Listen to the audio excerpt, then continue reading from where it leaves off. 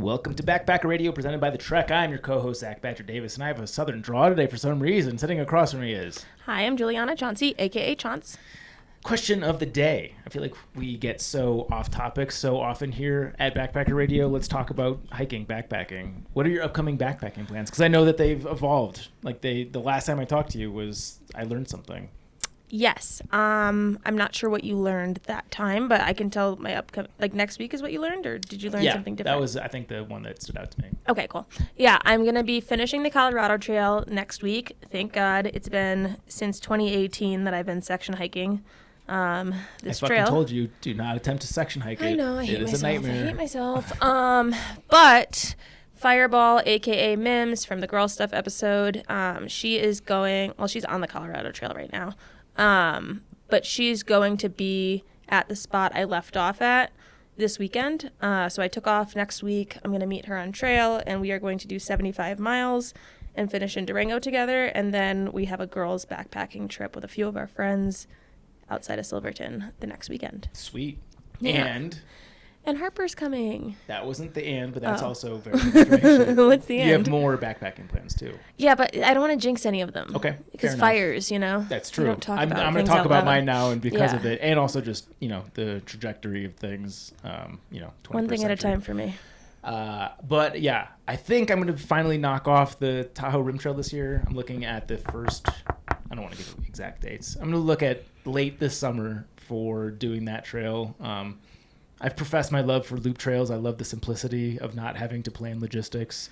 You're talking about doing sections of the Colorado Trail, and that is a living nightmare. And I've just been drawn to walking in a giant circle. So happy to revisit my tracks on the PCT and do a hike that I've been talking about for, I think, 4 years now. So good to finally knock it off. Yes, and fortunately for you, late in the summer is definitely nowhere close to fire season. Yeah, it's probably not going to happen. But we've already booked a house at Lake Tahoe, so maybe I'll just go sit in the Inferno for a few days afterward regardless. Reminders, of course. We'll get to the obvious one in a second. But hopefully this comes out in time. If you're hearing it after the fact, I apologize. And really, this is only going to appeal to a certain geographical audience anyways. But we're doing another hiker meetup. It's been off for 17 months, I think, according to my calculator. The fact that we could take a 17-month hiatus and still be here is actually kind of wild.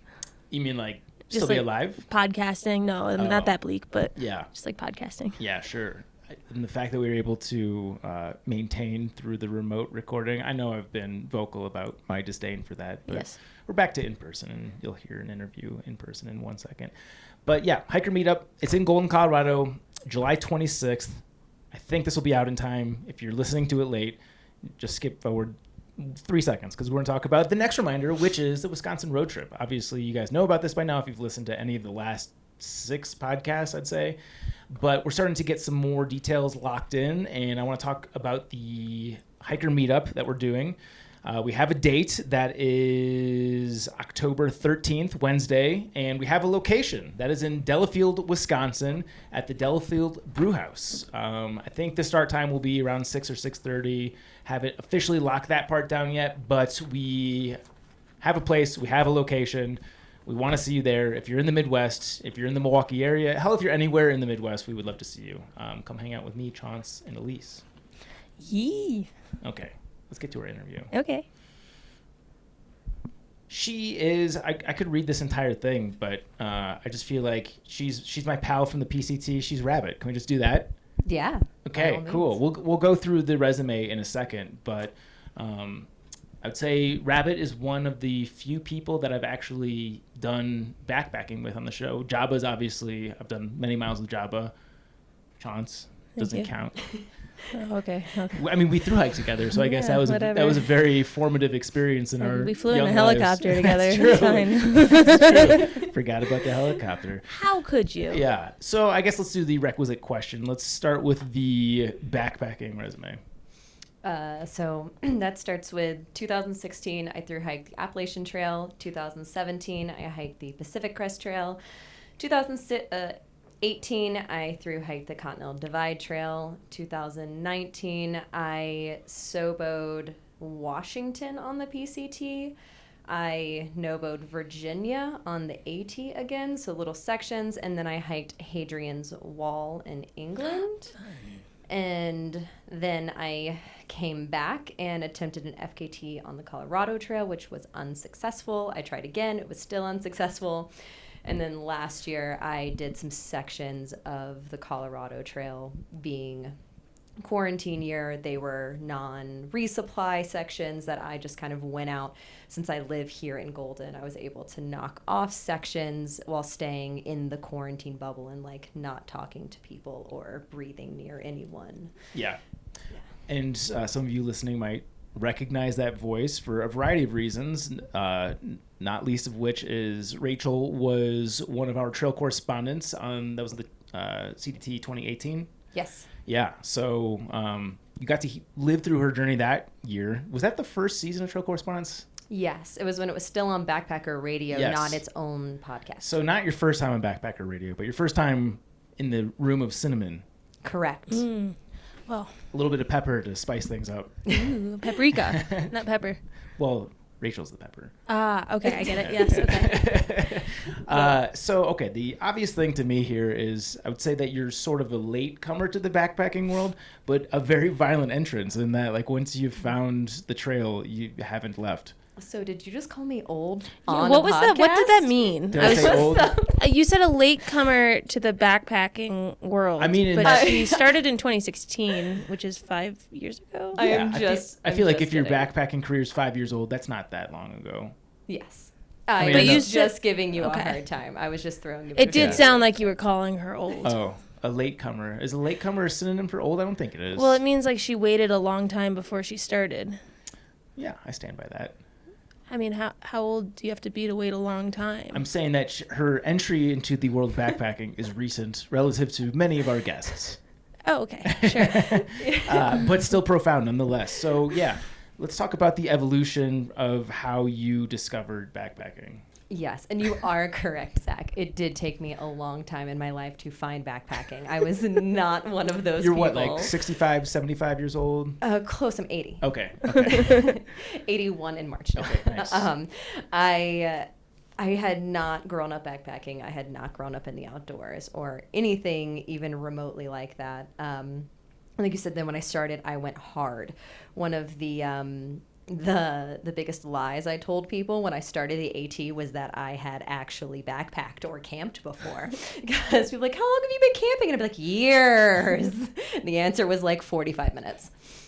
And so I found it actually through a coworker of mine. When I first got out of college, I had a coworker, and she had this picture on her desk of herself like crying on top of a sign.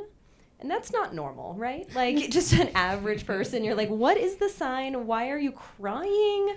I have questions. Was a relative buried here? Yeah, like, it was very odd looking. And then, lo and behold, that's Katahdin. So she had summoned a Katahdin. It was her Katahdin photo, and she kept it on her desk to remind herself of her thru hike every single day. And she just had the best personality. She was super chill. I remember at one point, she lost her job. She got fired. And then I called her like, oh, no. And she was like, eh.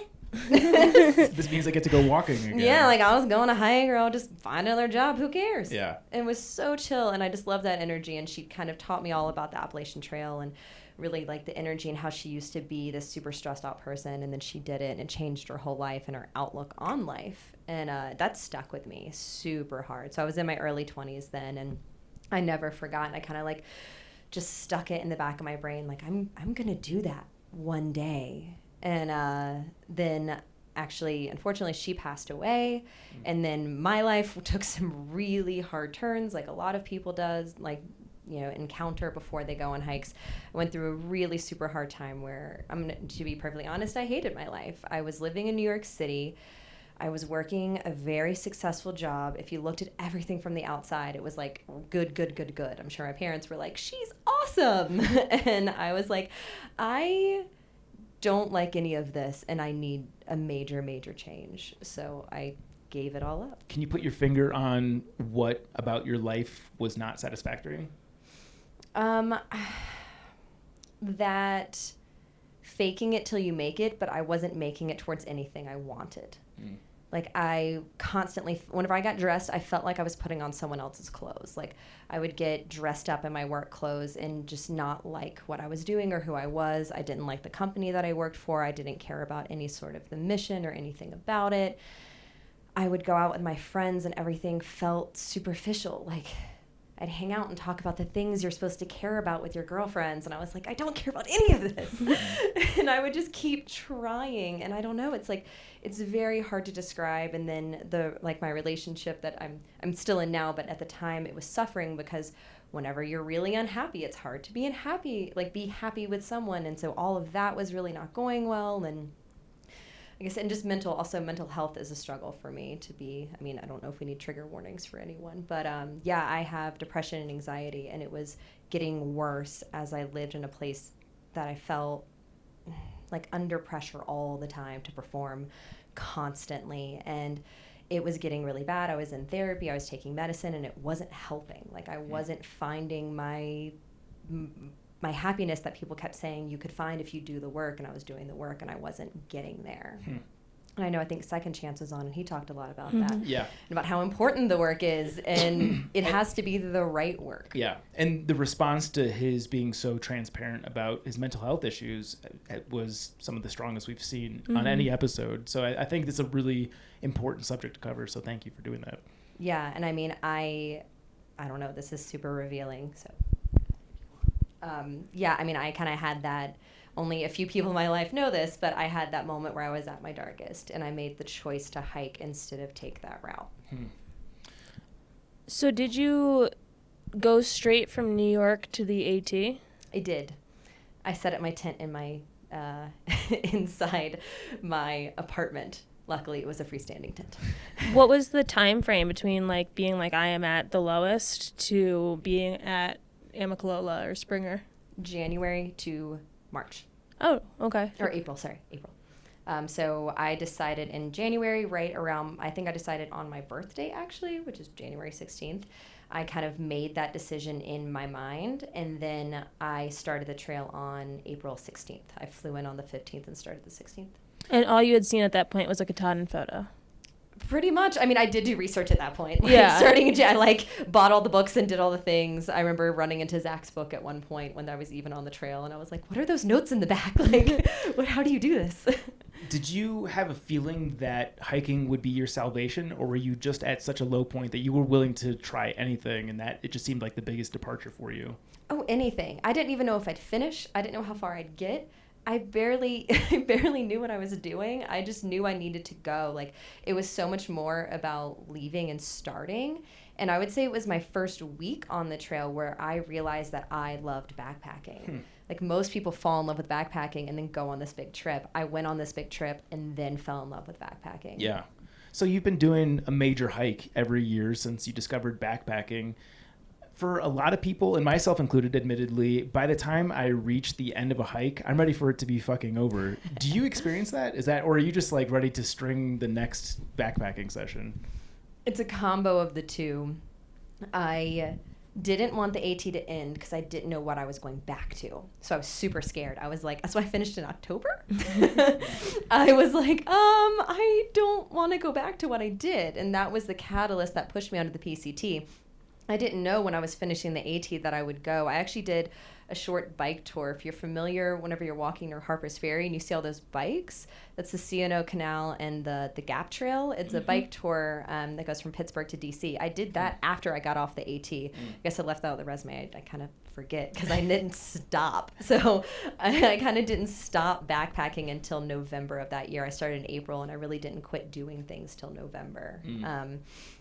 So yeah, that was part of it. Was I was like, oh, I'll do this biking trip, and then I was like, well, I should probably do something else. I remember just sitting in my apartment and being like, I'll just hike the PCT. I read Wild. I mean, I'm sure that's like I should do next. And it's funny, people like bash on Wild, but I was really just like, I read it while I was on the AT, and I was like, I don't know, seems like a good plan. Yeah. So how was the experience of going back home after the AT? Were you expecting that to be challenging, or were you expecting it to be like you're seeing it through new eyes and maybe I can readjust to the lifestyle that I once learned to loathe? Or did you know that it was going to be a challenging experience? Curious to get your take. I mean, I knew it was going to be hard because I thought I was going to hike the AT and figure out what I wanted to do with my life. I feel like people always think that. They're like, I'm going to figure things out on the trail, and then you just have fun, and like all of a sudden it's the end, and you're like, I was supposed to really ponder things at some point.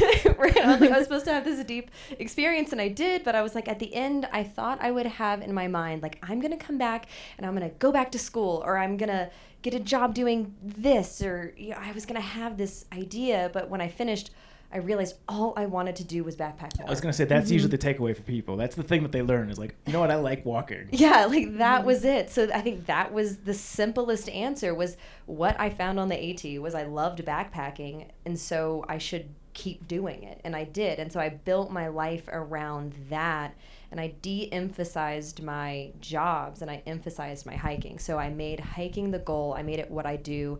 For a long time now, if people ask me what I do, I tell them I'm a long-distance backpacker. And they're like, how much money do you make? I'm like, absolutely nothing. It's a volunteer job. Zero sponsors, zero anything. I do have 3 other jobs that I do, but I rarely count them in the fold. Uh-huh. And so that's how I build my life. And whenever I take jobs now, they're seasonal jobs or positions, or I work for folks that are very cool with me taking long periods of time to leave and backpack. We can disclose that if you're cool with that. What? Rachael is helping to rear my child, so. Oh, I figured that would be like a you thing. Oh, yeah. No. I left it up to the persons whose child it is. Yeah, no. Yeah. No, you looked at me like it was my place. I was like, I first looked at Rachael. She wasn't making eye contact, so I just went with John's. But yeah. Yeah. How fat is the baby's face? In all the pictures, it looks like the squishiest cheeks. 92nd percentile for weight, 52nd percentile for length. Nice. It's actually those Certified chunky chode. thighs. Oh. Yes, like the big, like the turkey leg thighs. Yeah. I can't take how cute they are. But Side point. nannying is a great gig for thru hiking, especially if you're looking for flexibility and that's your life. Yeah, so I do that. I'm also an accountant and a yoga teacher. Yoga was something I actually found that supported me so much through my hikes. That did come from the hike. So I actually really did have an epiphany on the PCT that I loved yoga so much that when I got off, I did want to go into school and learn how to be a teacher to teach others. So that was something I did learn. So it's not impossible. You can do a hike and kind of figure out career goals, a life goal, like. It just took me more like 5,000 miles instead of 2,000 miles to accomplish that. 2,200 miles is not enough. You got to do multiple years of backpacking. So I know you get a lot of interest about the yoga thing from other backpackers. Is this something that you're engaging with other backpackers when you're out on the trail? Like, do you do morning, like what are the words? What are some yoga words? Like a vinyasa flow. Yeah, that's the one. That's the one I was going for. I think you're also trying to say pranayama, which is breath work. You're just combining all the things that like my brain knew, but I can't actually produce. Yeah, that's how it started. That was what got me on the AT. I did that. I would just do yoga in shelters, and suddenly people started following along. And I was like, I don't know what I'm doing, guys. Like, I'm just kind of winging it here. And they would follow along and do what I did. And then that kind of happened on the PCT as well. I would do it, and people just kind of pick up. I wouldn't be like, hey, you need to do this, but they would follow along. And that was what sparked the idea in my mind. It was just that community of people that were like, we want to know how to do this too. So I thought I'll learn how to do it more properly. Mm-hmm. And what does that process look like? How many hours or courses, or is there like a one rigid way that people go about getting certified as a yoga instructor? There's the Yoga Alliance, and there's like rules, and then there's different programs. So most big studios that you know of will have a teaching program. Mm-hmm. And you can go to the teaching program and it's like a 250 hour or a 500 hour, and then they have different designations or specialties and stuff like that. But I got just a general like 250, started out and got certified. So I am the lowest level of teacher at this moment. Ideally, I'd like to change that in the near future. Go back to school. I was going to do it last year, but you know, and go back and learn. So I think it took me about 3 months to get certified total. Mm-hmm. And that's different. People have ones that you can do in like a month. I feel like it's kind of like learning to code or anything. There's like these really super intensive ones you can do really short. There's yoga programs that you can do in India that take a year, or, you know, different places. But I took more of the traditional westernized version. So a lot of the asanas, the movements were taught. But then we did spend segments on history of, you know, all these different ones, because at its core, yoga is actually meditation. Mm-hmm. Yeah, I was actually curious, how much of the education is the actual movement itself, which you alluded to? And I feel like every yoga class I've been to, there's a lot of talk about like building a fire in your thorax. Like there's a lot of metaphorical speak. Is that part of the education, or is that something that teachers bring just to like add a little mystique to the event? It's definitely a large part of the teaching, is like the origins of yoga. It's an ancient practice. And then, like I said, it starts out where yoga at its core is meditation. It's really the Western version that sees it as the movements, which there's nothing wrong with that. Like, people hate on that. There's nothing wrong with that. And so mine was, I would say we had kind of like 3 parts. One part was history, education, kind of like what you're talking. We were taught about, you know, chakras and all these different concepts. Then there was anatomy. So straight up anatomy. I'm looking at body parts, the whole thing. So we did a big segment on that. And then the third part of it was the actual movements, learning that. And then my school was unique. I was told, at least, that we had another segment every week that was just teaching, that taught you how to teach. So yeah, we can teach you all this stuff, and then you walk out there and you have no idea how to be present in front of a class. I'm sure everyone's taking yoga classes with teachers you really like, or ones that you might not like as much. My school was trying to encourage us to be the ones that people like.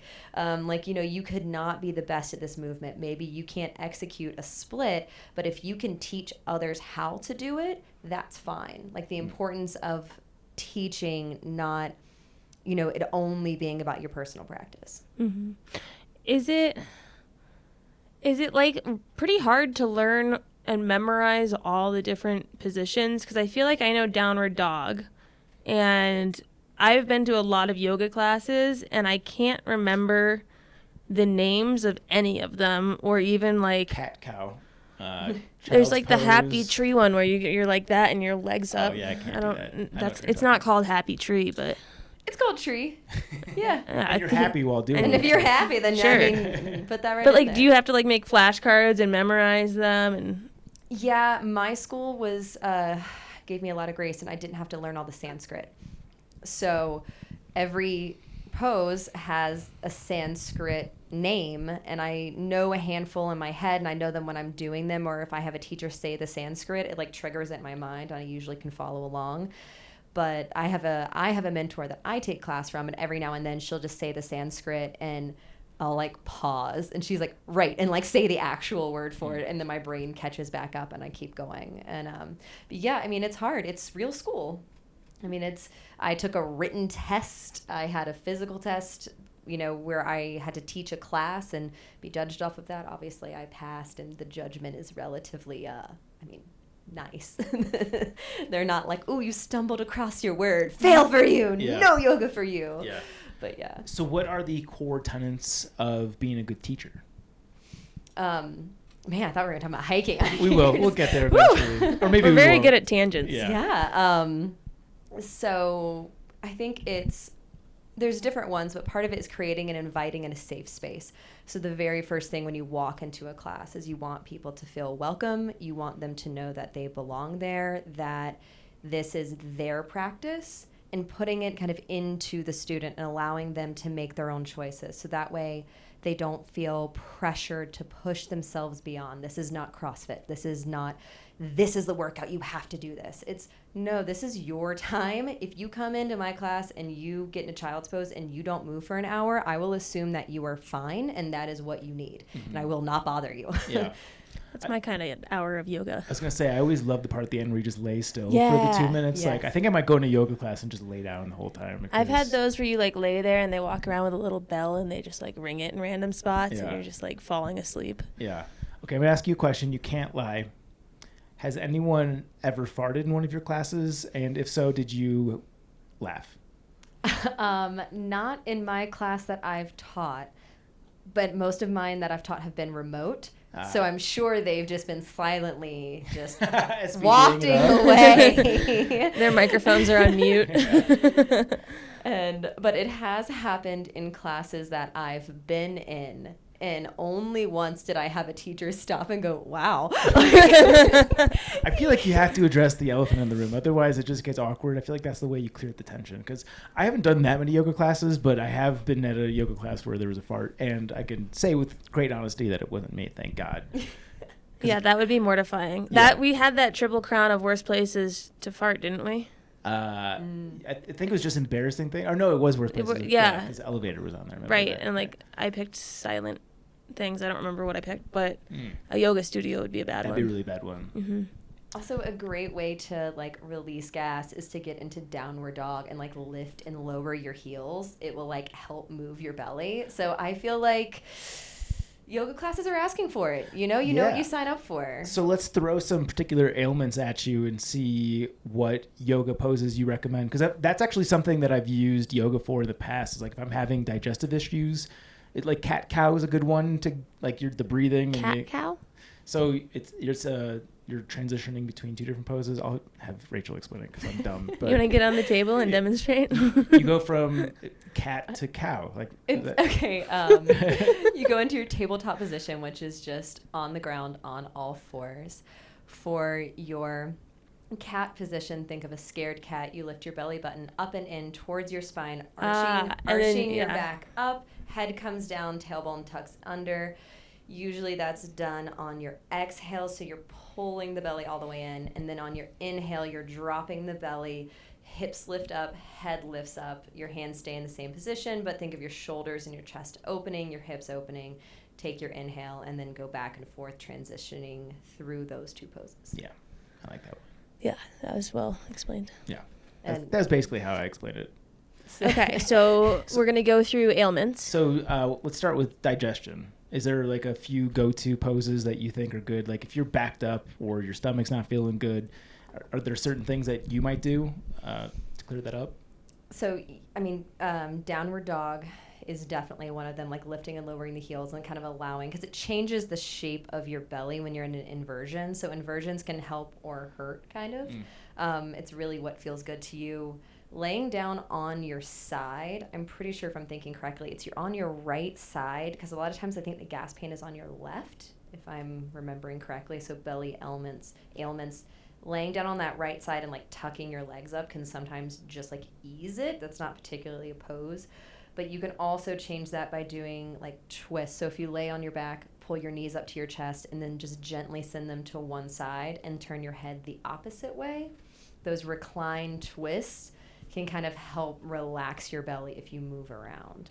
I think a lot of it is just relaxing if you feel really like tightened in your core. Yeah. I mean, other people I'm sure would recommend like hardcore core workouts to like push it through. For me, I think relaxing is a little more helpful, but I guess do you, if like those hardcore ab workouts are what get you going, then like do that. Yeah.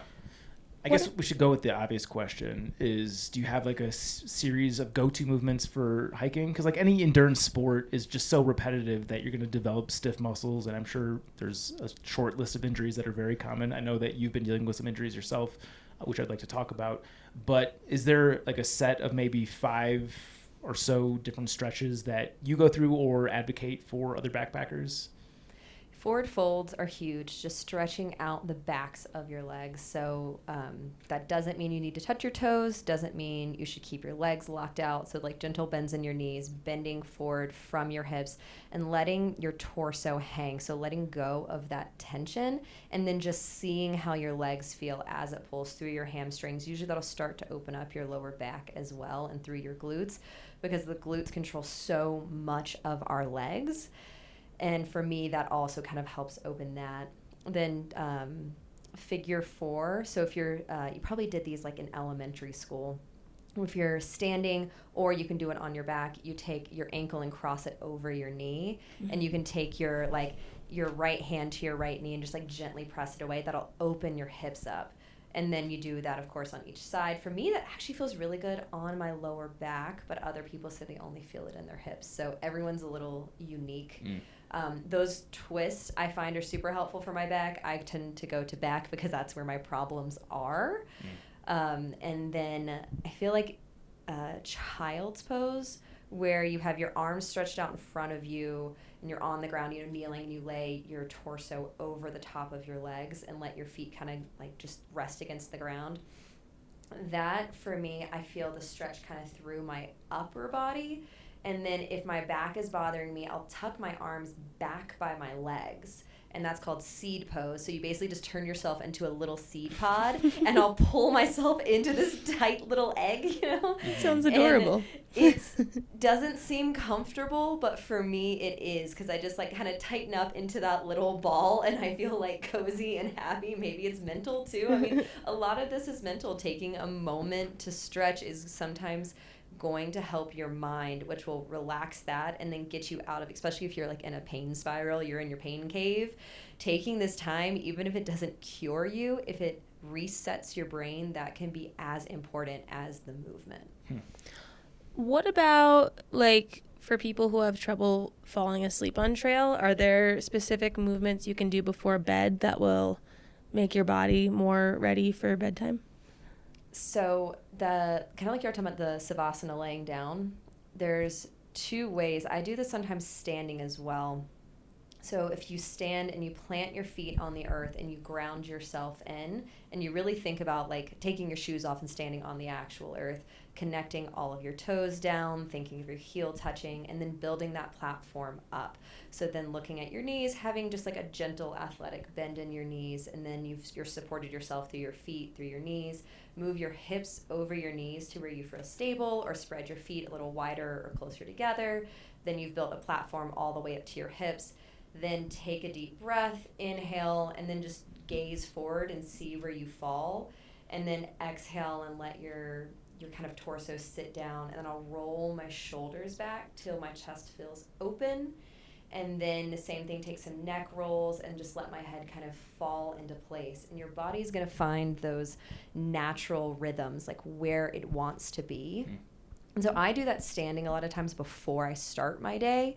And then like the opposite of that is whenever you laying down, thinking about your feet, letting them sit at a comfortable position, letting them fall open or whatever feels good to you, and then relaxing from your toes, relaxing from your ankles, putting a little bend in your knees or sticking something you have from your pack under your knees to support yourself. Then building up the body again and relaxing every single one. And it can just be, it's really a meditation. This is a very common meditation, is relaxing every part of your body. And as you do it, inhaling and then exhaling the stress out of that muscle and just letting it go. Is holotropic breath work part of the education for your specific yoga? So no, I don't know exactly holotropic. Is that which one is psychedelic breathing? Is it like Wim Hof? It is not. I think that is like it's different to my understanding, but it's when you go very quickly in and out of your nose, and if you do it long enough, you induce a state, or you can induce a state of you hallucinate. Yes. Okay. I would probably call that breath of fire. It's just different words for all the same stuff. Sure. So I have not taken a specific breathwork class. So that's why I said earlier I have the lowest level of certification. Like I am the beginner of the teacher realm, but my mentor is not. She is a higher learned person. She has gone on and taking many more trainings and sessions. So she has been teaching me, not officially, like I won't walk away with a certification, but she does breath work with me and teaches me. And I've gently dabbled into, one of my friends I've been doing with him, under the premise of like, I only kind of know what I'm doing, but you and I are going to practice together till I get this. So I was taught that a little bit under Kundalini. We had a Kundalini specialist come in for a day as a guest speaker. So part of my education was also super awesome. We had guest speakers come in and touch on topics that maybe my trainers didn't know about specifically. So we did Kundalini one day, and I've taken some classes, but it is not something I am skilled in. Yeah. And can you elaborate a little bit on Kundalini? Because I accidentally happened into one of those classes once. I was living in San Francisco, literally like a block from Haight-Ashbury, like the capital of hippiedom in the world. And I just went to the closest yoga class, and that's what they were doing that day was Kundalini breathing. And I think they were doing the holotropic breathing, and I didn't get to the point where I was seeing anything, but like you could tell there was a very intense physical state change. And maybe if I had just gone longer, I would have gotten to the place where I was getting attacked by dragons. But that was my first introduction to how powerful breathing is. Like that is legit. Yes. I read a book on that touched on this briefly. It's the Wheels of Life. So if you're more interested, the Wheels of Life is great. Actually, it goes through the chakras and touches on Kundalini energy. I am not an expert, so I hesitate, since it is something that people take so deeply, seriously and spiritually. I hesitate to talk on it too much. Sure. But yeah, it is. They're classes that are not. They don't look like a vinyasa class that you would take at a gym. Usually the postures, you're holding a specific posture, moving in a very specific way, and it has to do with this rapid fire breath that is igniting your Kundalini energy. Like I said, I will butcher it, so I don't want to say all the wrong things and then go back and reread. Leave that to me. Yeah. I can do that for you. So yeah, I don't think am the best person to comment on it. Had I had a primer to know I needed to talk on Kundalini, I definitely could have brought some books with me. You and didn't brushed expect up. this? Nah, I thought we might talk about the CDT or something. Nope. Maybe the Colorado We're talking Trail. about I'm going to do that in like holotropic a breathing. week or something. But nah, we'll talk about Kundalini, which I've taken one class on. Yep, good. Cool. Yeah, no, the breath thing is fascinating. Have you read James Nestor's book? I think it's just called Breath. I haven't. It's on my list. It's Yeah. like high on my list. So taking breathwork classes is something that I'm deeply interested in, but have not taken that journey yet. I did do the Wim Hof, which I think you did as well, Mm-hmm. and I felt similar. I think his approach is interesting because it allows people to tap into something without maybe the pressure of taking. I think people probably are intimidated. At least I was when I first thought about going to take just a breathwork class. It's kind of intimidating, but being able to have an app on your phone, I'm not like a yoga snob. I do anything that makes you do whatever makes you happy. Yeah, I think Wim Hof gets a reputation for being very woo-woo, and maybe deservedly so. But if anyone's interested in this stuff, just Google Wim Hof guided breathing session. I think there's a bunch on YouTube.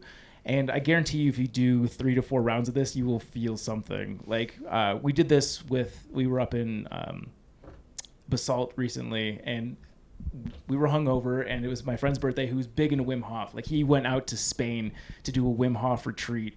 And for his birthday, we did like a whole Wim Hof morning. We went for a run, and then we did the breathing, did the cold showers separately.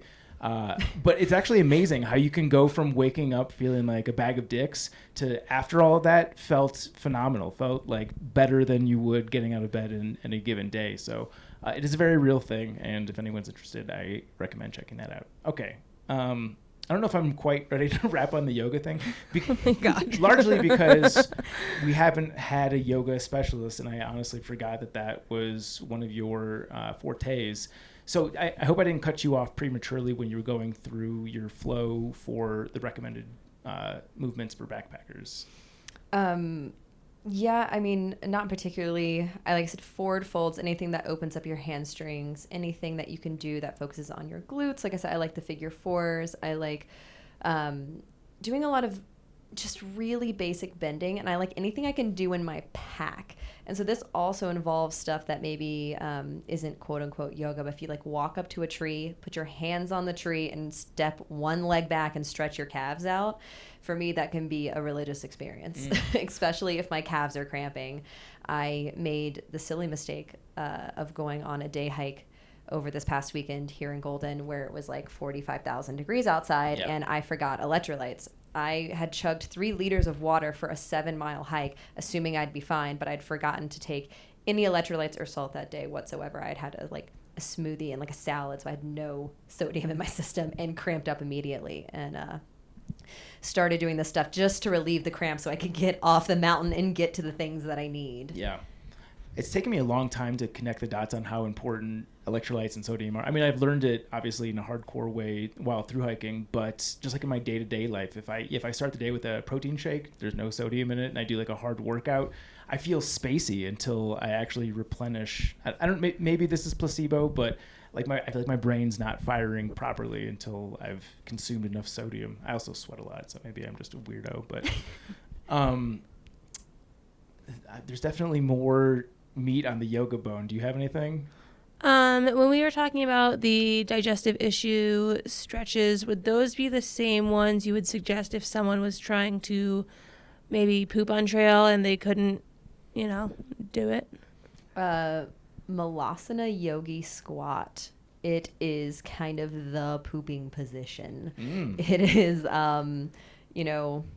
you squat, butt down and heels out. I usually take you put your hands together in prayer and like put your elbows inside your knees to kind of stretch them out. So that's really good for your hips, but it's also kind of getting you in that squatting position. So I would say if you cannot go, that is probably your best bet for like opening. It's like, what do the people have where they stand on those things in front of their toilet or like squat? The squatty the potties. squatty Yes. potties. Yeah. Yeah. I don't have one of those, but it puts you in that position. So if you're familiar with the squatty potty I could see position, Zach owning one. Actually, Very believe like it him. or not, that was Jenna's idea. You do have one then. Oh yeah. See, She does. you just ooze the type. Yeah. No, I feel like I am the type, but I don't actually use it most of the time. Anyways. Damn it, I keep having questions and then we get on tangents and I completely blank on what I want to say. So here's one. Do you have strong thoughts on the value of static versus dynamic movements? So like the constantly transitioning between movements versus holding something for a long period of time? I think it depends on your goals and it depends on your body. If you are someone who maybe hasn't done a lot of movement, sometimes I think the fire of like a vinyasa practice that moves you through a flow more quickly can help kind of ignite something. Or if you are someone who is extremely active, there can be a lot of benefit to like a yin practice where you go and you have a ton of props and you get into a position and you stay there for 2 to 5 minutes and you're just gently allowing your body to find that. I think it really depends on what you need. It's hard for me to make sweeping statements because what works for me won't work for you, won't work for Chance, won't work for, you got to find out what you're looking for. So I went to a yoga class once. I feel like, every teacher obviously does different things, but this one teacher one time, she let us lay down for like the last 5 minutes of class. And there were like candles. It was nice. It was like 8 p.m. But she signed off with the brightest light in me, thanks the brightest light in you. Do you have like a go-to yoga sign off? Like one of those super, Your Hallmark card? like, I don't know how to describe the phrase, but one of those types of phrases. There is, so that's actually super common. The light within me sees the light within you. Maybe that's what she said. Anyone can use a phrasing. It's of been that. years. I just was like, did you think But of that? it's just, that's kind of like the namaste or like the I see you. Like it is just like an acknowledgement that like we have been in a class together. And that's when you asked about the teaching earlier. That's one of the teaching things is like the beginning and the end, bringing people in. So I have said those words. I know they sound super woo, but in the moment when everyone's like waking up again, like it definitely is something. I also have recently over quarantine, I did some meditations where we talked about like light energy. Oh man, I'm sounding so woo. I swear. Oh man. I'm into it. This is what you signed up for, right?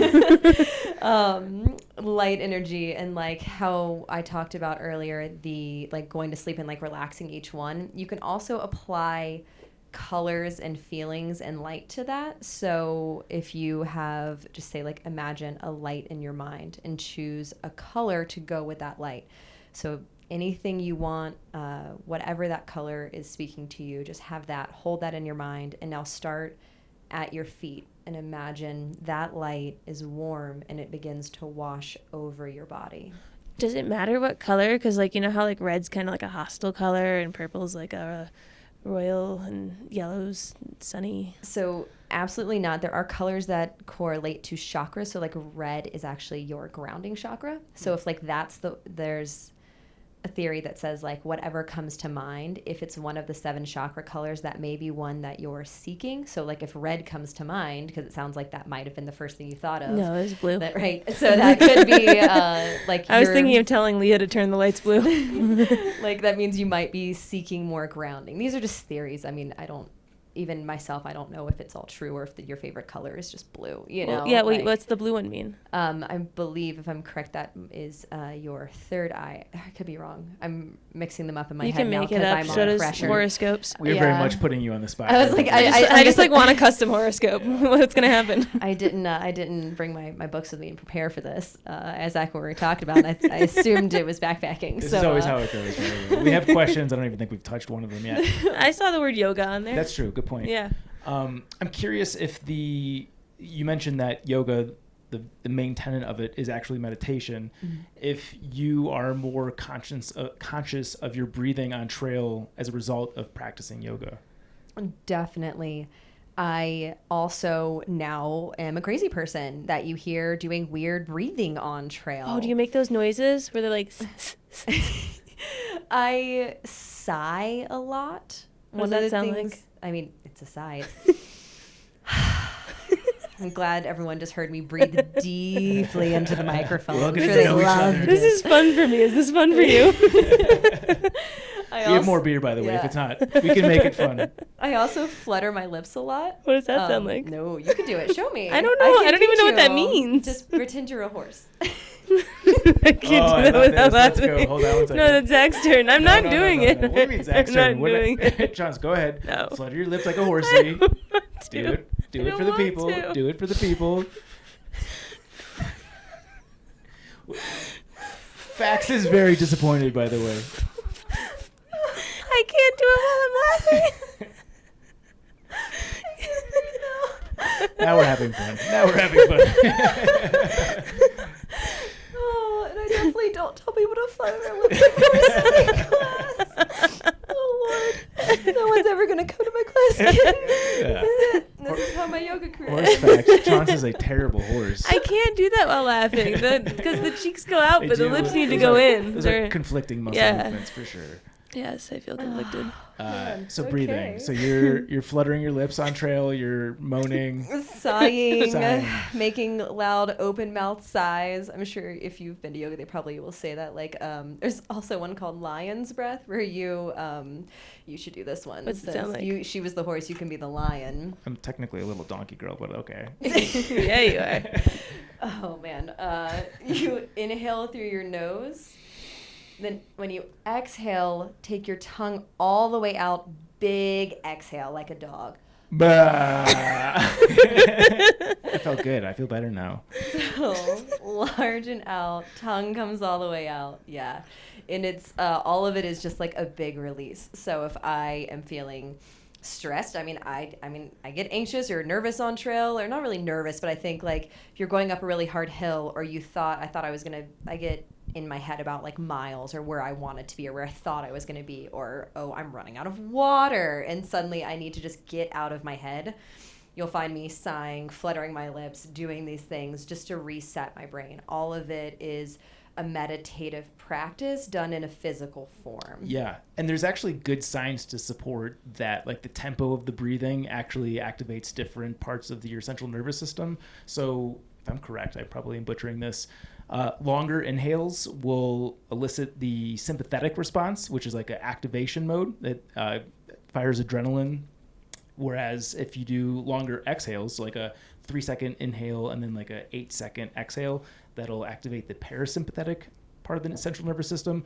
And that's a relaxing thing. So like if you're trying to go to bed, you want longer exhales. Where do you pick up all this info? This is a lot from, again, I've mentioned this podcast quite a bit, but the Huberman Lab is brilliant. I love it. It's crazy that you remember all the words. If you listen to it, for me, it takes a dozen times of listening to it before it'll actually stick. And I probably butchered it. I'm sure I'll get emails about, like, you actually had that backwards or nothing you said was correct. It sounds smart when you say it. It feels smart, but I don't know if it's smart. Okay.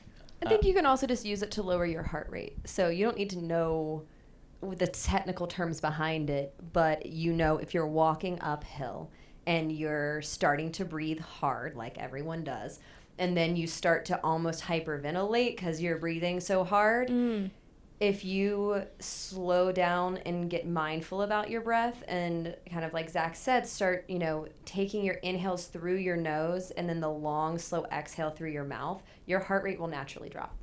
Like it will just go down. I'm not saying you're going to go from like 160 to 42, but you might drop to a place where you just feel more comfortable.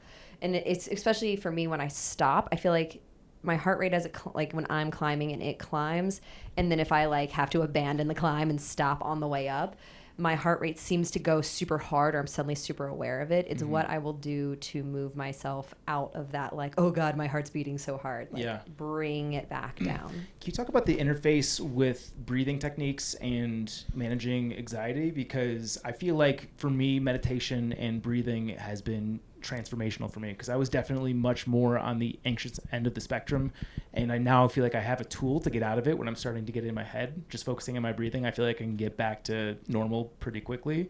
Have you had a similar experience? Yes. I'm also one of those people that counts when I get anxious. I don't even actually know where I picked this up, but it works really well with breath work. Like the counting to 10 thing, I'm sure people have I probably learned it somewhere in therapy in one of the many years I've been in therapy, like counting to 10 to calm yourself down. You can apply that to breath work, doing like a box breathing or 4-part breathing, which is where you count your inhales. So you inhale through your nose and you count to, you can start with like 4, 6, 8, 10, 12, whatever number you find is comfortable, or you can pranayama breath, you start to really build on that and do long holds. But say like you inhale for 6, then you hold your breath for the same 6 beats, then you exhale for 6 beats, then you hold with nothing like I consider it holding at the bottom for 6 beats, and then build again. And so I'm making this motion with my hand that no one can see. Like 12 people. Oh, right. Yes. Check us out on YouTube.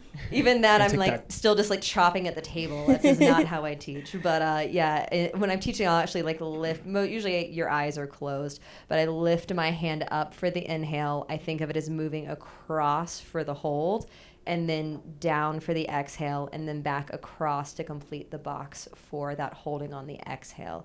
Usually it's the holding on the exhale that everyone suddenly realizes they're holding their breath. Yeah. Like that's the one where you're like, but then you really get that nice full breath on your next round. If you do it enough, you'll get a little high. Yeah, I think it's supposed to be really good for intense focus, because I think it's something that they teach to Navy SEALs actually, is the box breathing technique.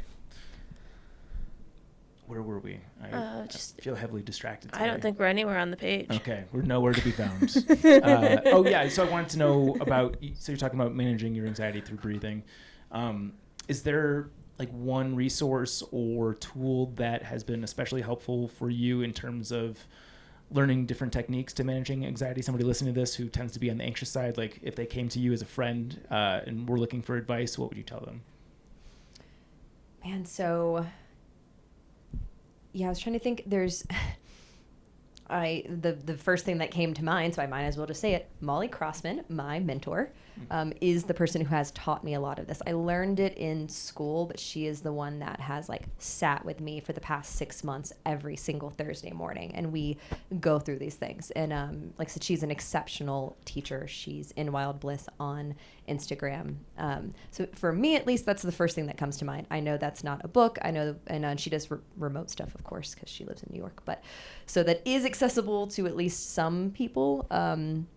As far as books, like Wheels of Life, I found very helpful. I don't have anyone specifically.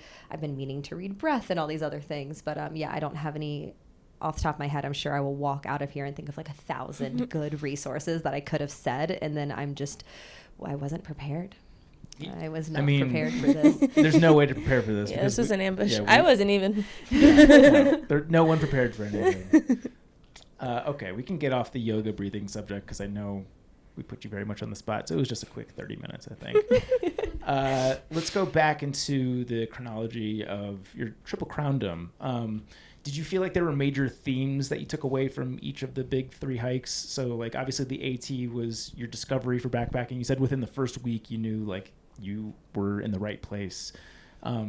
Were there different chapters or maybe stages of evolution for you? I know you said that you're not going to find, like the light's not necessarily going to go on for people during a thru hike, but were there different revelations for you in each of these 3 hikes? Yeah, like the AT taught me how to backpack.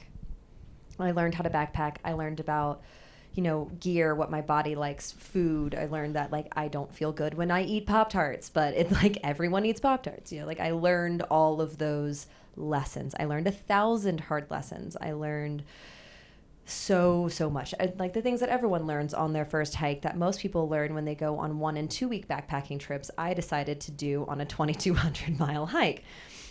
Don't be me, prepare, do things. And I learned a lot of hard lessons. I learned obviously a lot about myself and pushing myself. I remember crying after my first 12-mile day, and now that like barely scratches the surface whenever I go. Like now starting a hike, I start with 20s, but at the time I was proud of myself when I did a 7 and 8 and a 9 mile day. And I remember that, and I think back on that now whenever I'm like, oh God, I only did 30 miles. I could have done like more. And I'm like, I'm an idiot. It doesn't matter.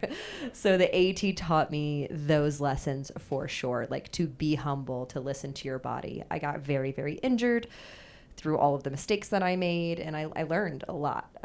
So it was a harsh teacher, but I also fell in love with it. So it took and gave like blood, sweat, and tears, and I would not really have changed any of it. And then the PCT tried to kill me multiple times. You were there for one of them. Yeah, the snowstorm. Yeah.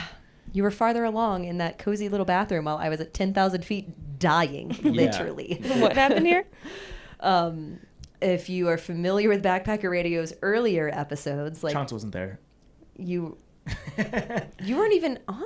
You were not in part. Didn't you? Weren't even on that episode. She took a leave of absence to go. I thought you were making a joke. I think I was. We've probably talked about this. It was definitely one of the early episodes with Java. We got trapped in a snowstorm. I've also told about 1 billion stories, so how dare you not remember this particular one? But I would love to hear it from. I was kind of just prompting her to tell her own story, but same. Shame on me.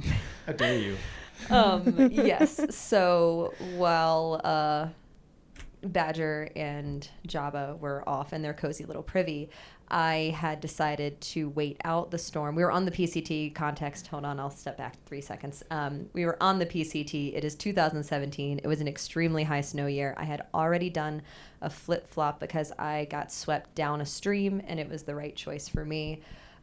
People disagree with that. That is perfectly okay. But I had gone... Was this in the Sierra? In the Sierra, right below Forester Pass is where I got swept.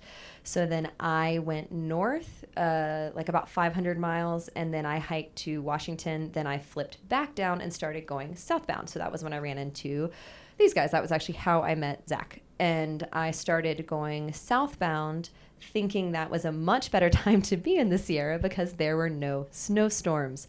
However, it was getting late in September. I was in my last resupply between Mammoth and Bishop. If you've done the PCT, you're probably familiar. It's a pretty long, heavy section with the bear can. You go over many high passes. You're going over like Muir Pass and all those really famous, absolutely gorgeous passes.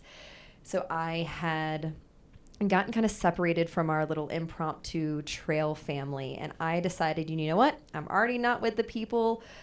There's no use in trying to catch them. It started snowing one morning, and I was like, I'll just wait. I'll wait the snowstorm out. I'll ration my food. This is the wise choice. So I waited till about noon, and the light snow was just light snow, and then it stopped altogether. And to give a little additional context, sorry to interrupt, but like, we know this because we've done it, but when you're in the Sierra, you don't get updated forecasts. This was not a thing that was expected at all. To see a little bit of snow was shocking. To see what it would turn into was like way worse. I remember all of us had been responsible. We checked the weather before we left. Nothing was in the forecast. You make the plan. You bring extra food. Like, we had done all the right steps. I remember I had like actually brought an emergency poncho, which will play in factors in a second. And I had extra thermals and like all this extra stuff that I really thought I didn't need, to the point to where my pack broke.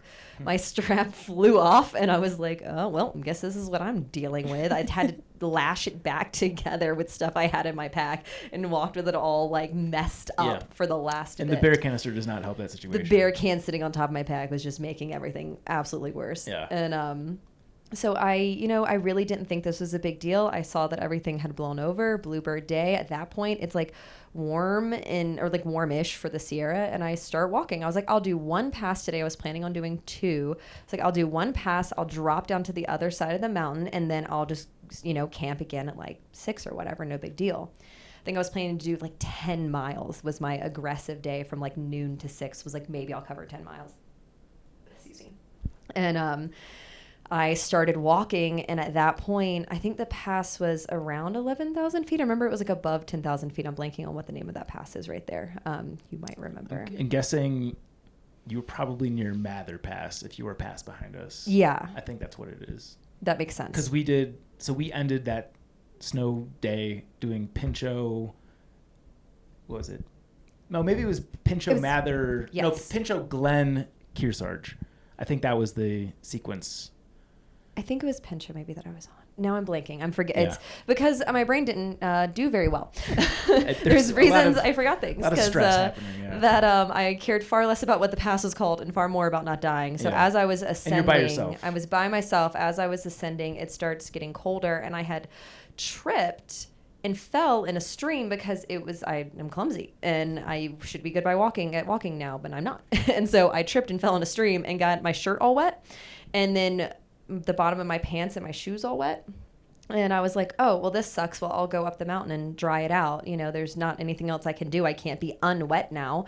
So just series of terrible little incidents as I go up. And then eventually when I look down, like the snow is starting to come in again. I'm seeing it come over. I know I have the choice to turn around and run back. Now me would have made that choice, would have turned around and actually gone back down the mountain if I had known what was on the other side. Yeah, sure. But at the time, of course, I didn't know what was on the other side. I thought the other side of the mountain is out of the bowl where the storm is that's on top of me. I thought if I go back, I'm just going to keep going into this storm that's getting worse and building. If I go forward, and there was no like lightning or anything, it's just snow and cold. I'll go up, over, and down. I'll go out of the storm. This is the safer choice. This is the smarter choice. It was not the safer, smart choice. As I went up, my shirt froze, my gloves froze, my pants froze from about the knee down, and then my shoes started to freeze on my feet. Do you have an emergency beacon with you? I had a spot, yes. Yeah. They only work when the sky is clear. So that's useless. The irony, yeah. Mm-hmm. So I know that this is a problem. And at this point, I'm like, okay, if I just keep pushing and get up and over, I was correct. I did get to the pass, get on the other side, and there was no storm there. It had moved on. It really was kind of in the bowl, and I had moved through it. So it had like crossed over Zach onto me and then moved past. And then I was like, I'll just keep going. I'll get as low as I can possibly go. I'll find the lowest point on the trail or off the trail, and then I'll camp there and everything will be fine. Until I got to a river that because of the storm had started like super overflowing.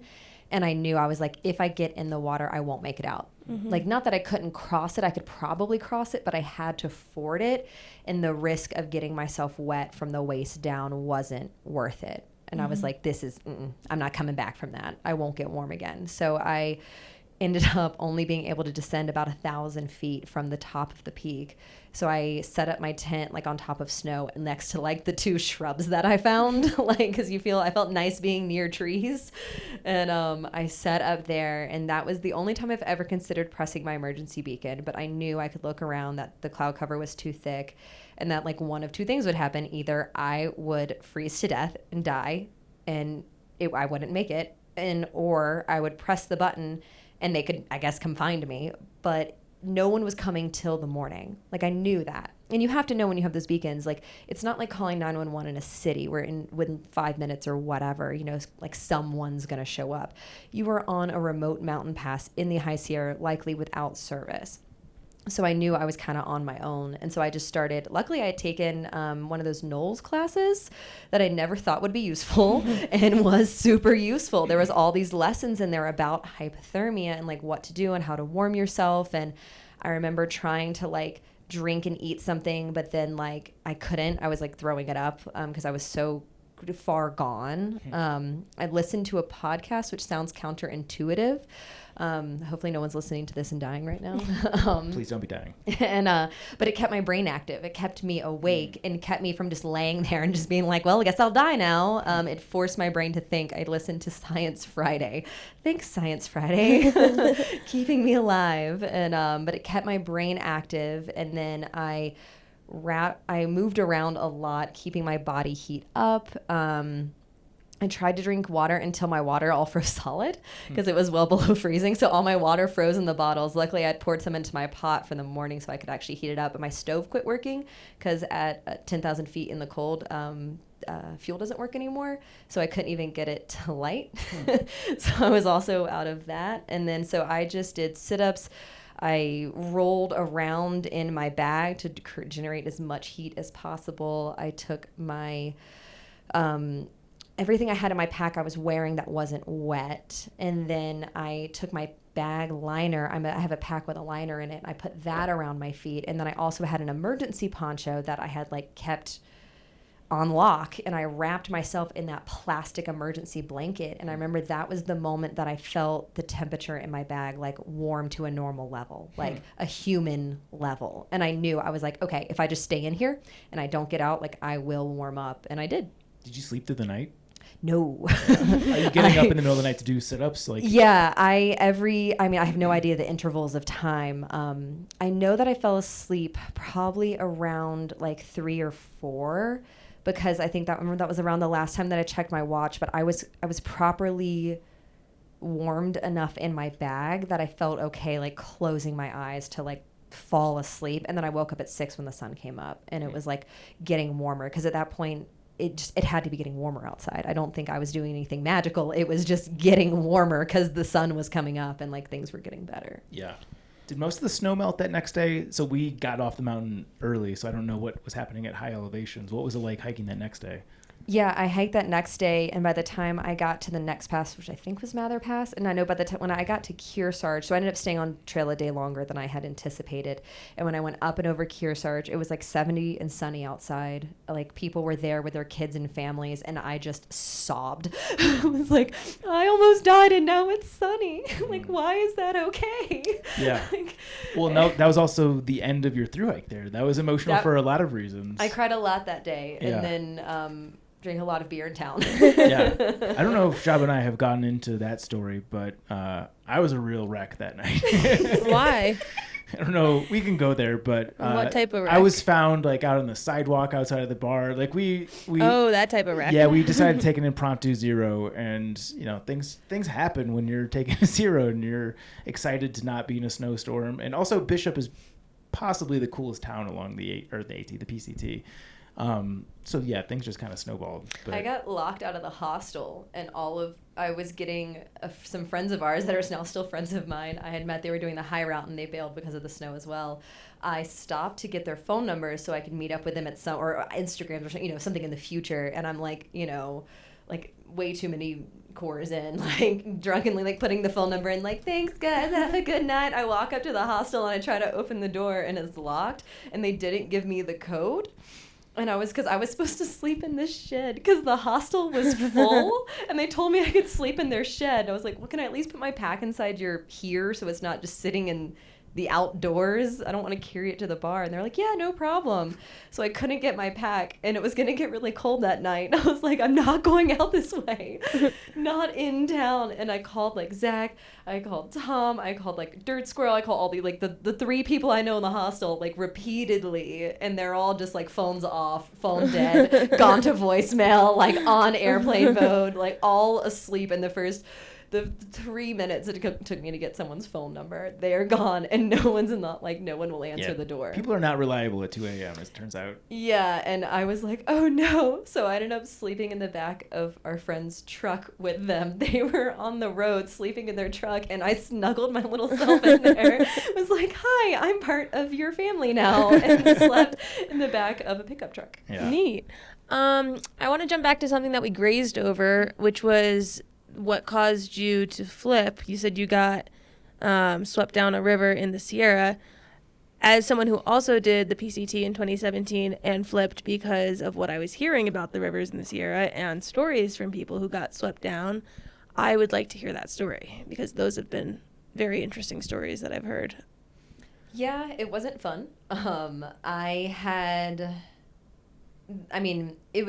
knew already by the time I was going through it that things were bad. So I actually, I guess I'm going to show a hand here. I forded the Cannonbeck on the AT, which technically you're not supposed to do. So once again, don't be me. Yeah. Shh, I didn't do it. Nobody's actually. perfect. Although we have a segment for you later in the show, that'll be perfect for her. Yeah. So I did that, and don't be me. Don't do that. Take the boat, do the things. But it didn't work out for me, so I forded it. So I had felt pretty confident in my fording skills because I'd forded a bunch in Maine. I'd forded the Cannonbeck. I swim a lot. I swim every week.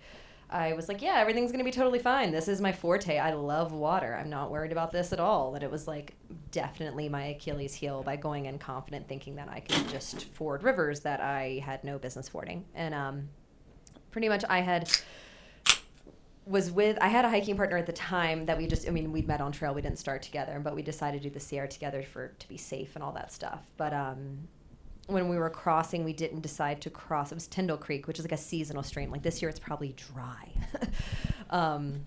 We decided to cross, and he was a lot bigger and taller and honestly stronger than me. And he went across, and then he got across, and I realized that I went like halfway out, abandoned it, and went back and was like, no, this is way too strong. I can't cross. I need to find somewhere else. And then him and a few other people were like, no, just come on, you're fine. Like, we all got across. And they're all, like, significantly larger and stronger than me. How tall are you? I'm 5'5". Okay. I'm not particularly petite, but the river was stronger than me. Yeah. If that makes sense. Yeah. And it came up over my knees. And I found that that's part of where it is. When when a river's over my knees, it's so much harder for me to get my footing and the strength. That's an actual thing. You start to lose your stability when it goes past your knees. Yeah. And sorry, no, you go. Or just so, yeah, for me, it was up. It wasn't over my hips, but it was up to that thigh. And it was just enough that it was hitting me in all the wrong places where I was like really, really unstable. Mm-hmm. That's what I heard when I got to Lone Pine. Like there were guys we had been hiking with that hitched back down to like get their mail or something. And they were telling us like it was up to their thighs. And I was just standing next to them, like looking at their thighs and like going down, like seeing it's my belly button. And it was just like, I don't want to die. And that was kind of like the ominous feeling of like, you're 5'1", you have no business in there. Yeah. So the river stories like freak me out in a way where it's like, I want to hear them because it makes me feel good about my decision, but also it's just like wild. Yeah. So I went out, I went across once, decided no, kind of got like told, yeah, you can do it. And like, they were coming from a place of kindness. They weren't, they were saying, we all got across, you can do this, like just come across. So I did. And I got out to kind of like the middle-ish where it was like stronger, thick, like deeper. I don't know how deep it was at that point. And then I had that moment where I remember I think I said, oh no. And I just felt my feet slip out from underneath me. I don't know if I stepped on a rock. I have no idea what the catalyst moment was because I did actually feel stable and strong. I was shaky because like, the water shakes your poles. Mm-hmm. If you've ever forded, it starts to shake them really bad. That was going on, but I thought I was okay until the exact moment that I was not okay. And then I got swept down and luckily, I didn't go very far because the water pushed me back to the bank. And then I looked out the corner of my eye and I turtled. I like flipped on my back. And I did have my pack on and I did not abandon my pack. I'm sure people will get mad and say that I should ditch my pack or whatever. I understand. All of these were bad choices. Let me predicate by saying that. I did keep my pack on. I had my chest strap clipped, but not my hip belt. If I wanted to abandon it, I could, but I didn't want to lose my pack in the Sierra and die from all the other reasons. Yeah. I made choices. So I swept down, I turtled, I was on my back. Luckily, my pack didn't drag me down or anything. It kept pushing me down. I saw some branches into my left, and I grabbed them, and that was part of where some of my injuries came from because it jerked my shoulder really hard, but I was able to roll over on my belly and then sit up, and I was kind of on this middle little like almost like a sandbar. It was because the river had breached the banks so many times. There was a bunch of false banks. So I was sitting on that, and I definitely sat up, turned around, and just cried.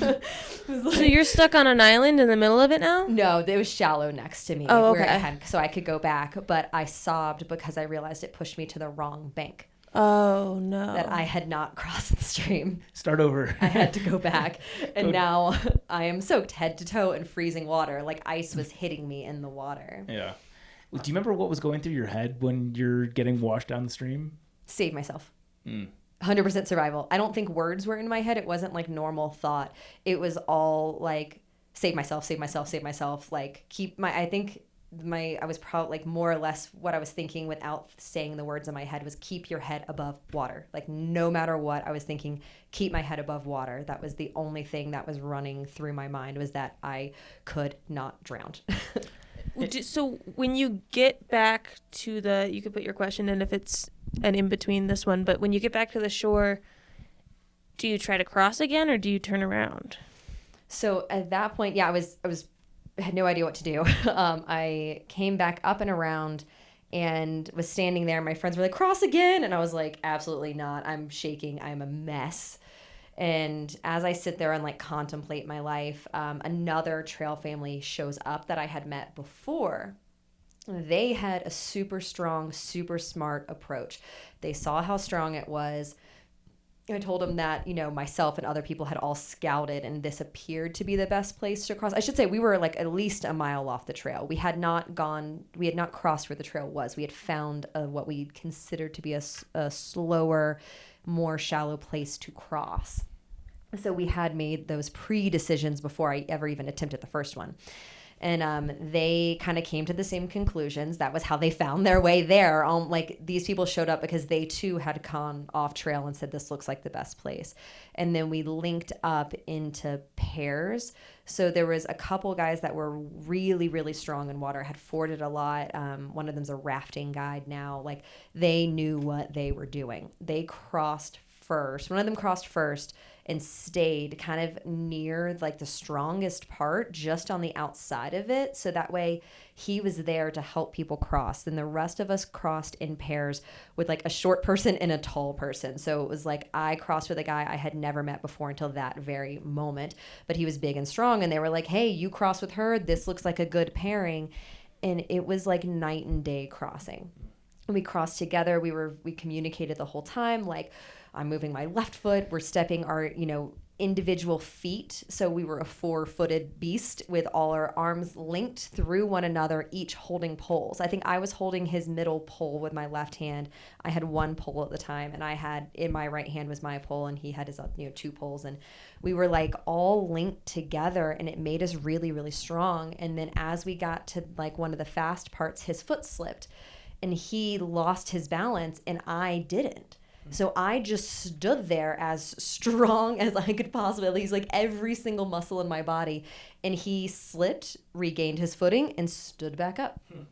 And I was like, this is what would have happened if I had crossed with someone on the first try. I would have lost my footing. They would have caught me. I would have stood back up, and we would have kept crossing. Mm-hmm. And it's like, I learned that is actually, just a normal way. People do that in bigger pairs than twos. They can do it 5, 6, 7s where you just link yourselves across and then pull everyone through. And that was what we did essentially. And then everyone else crossed in pairs from there. And then my friend on the end kind of grabbed everybody. And I got like, when I got to him, he just like tossed me on the bank and we all got across. I will say the PCTA has a good page on their website that goes through like some of the different configurations you can do with a group. Like it'll give you configurations if there's 2 of you. It'll show you like options if there's 3 people. And then like if there's larger groups, like I remember there was like, if you think about geese flying in a V, and it'll tell you like put the stronger people here, put the weaker people here. Like they have some really good tips for if you're with this size group, here's a great way to break the current with the stronger people and help the weaker ones get across.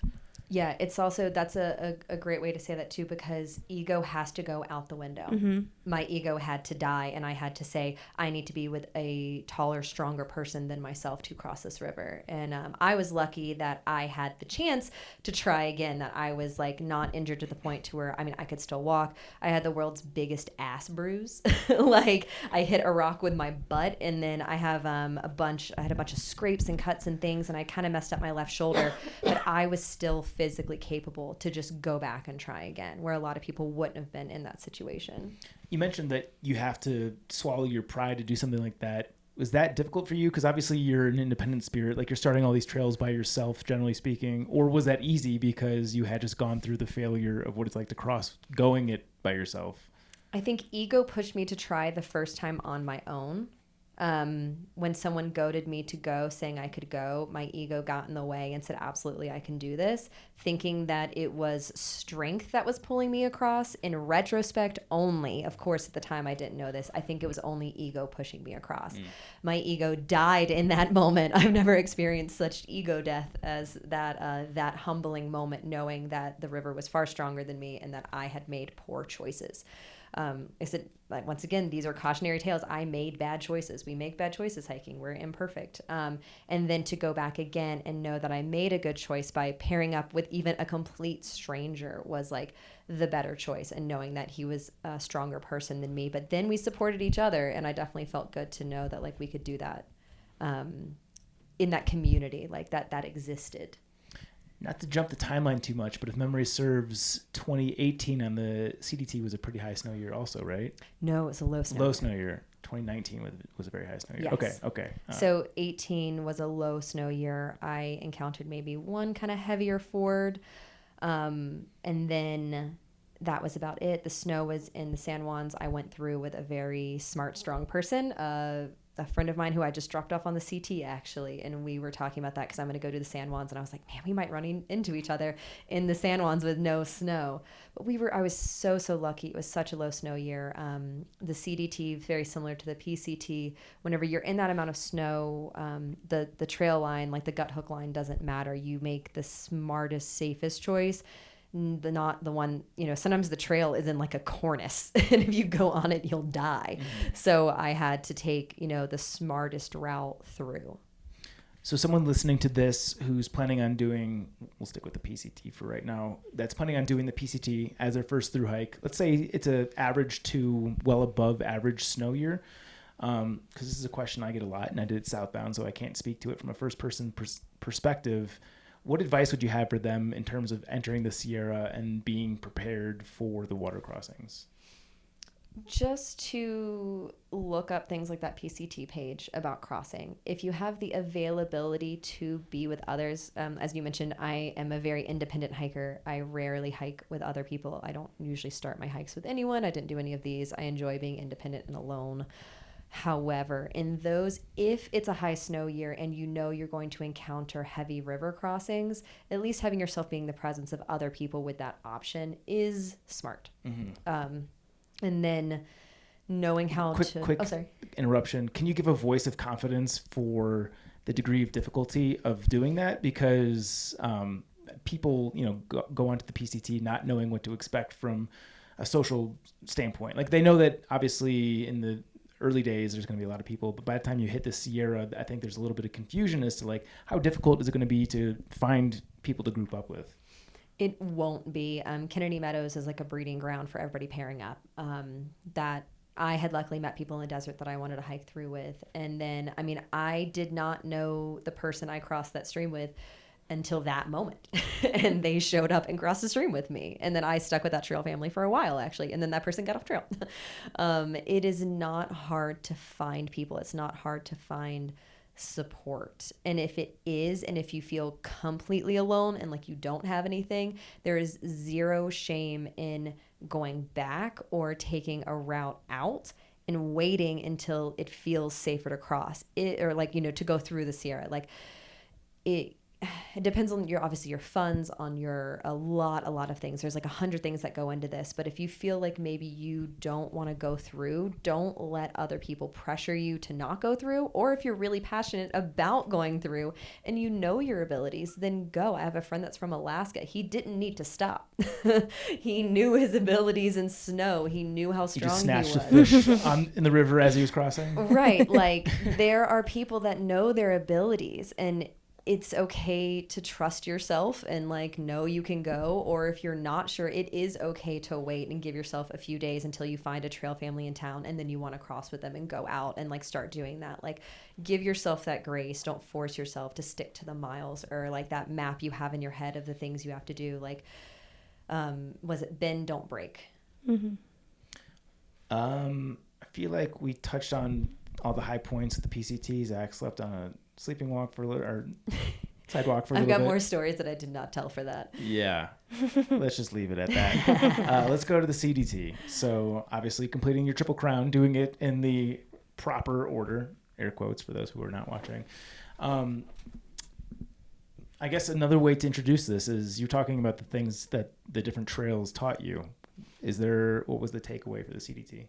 I know. I feel like right now all I've told are terrible, horrible stories about hiking. And right now no one listening would ever go through hike if they listened to this podcast about how many times I almost died and like what an idiot I am.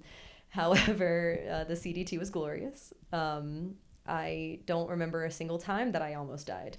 I did not get significantly injured. I loved it. It was hard and long. I remember I didn't know anybody else that had done it except for Jabba, and texting him at one point and being like, is it done yet? Because it's long, but I was so passionately in love with it. I'm so glad that I made the mistakes that I did on the AT, on the PCT, that I'm glad that I went through a high snow year. So by the time I got to a low snow year, it felt like nothing. But if I'd never seen snow before, it would have been a really big deal. Like, I felt more prepared for that hike. I had done my yoga training the winter prior to starting the CDT. I had stayed physically in shape more than I had for any other trail.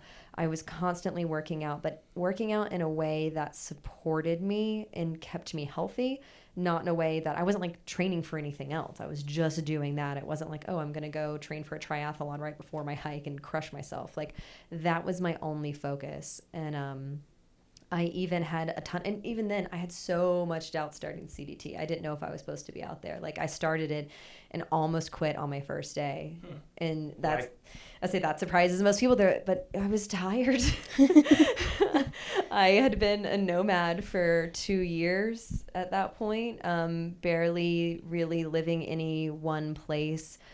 I had done so much and I was going so hard, and I always had at least 2 jobs in the off season to pay for my hikes. Like, I hustle hard to pay for the hike. And mentally and physically, I think I was burnt out. Like, I had actual like burnout or whatever you hear people talk about. So when I started, even though I had finally reached my goal of going on this journey, I was so damn tired. I just wanted to lay down and stop and do nothing. And the idea of walking 3,000 miles suddenly seemed like a really poor plan.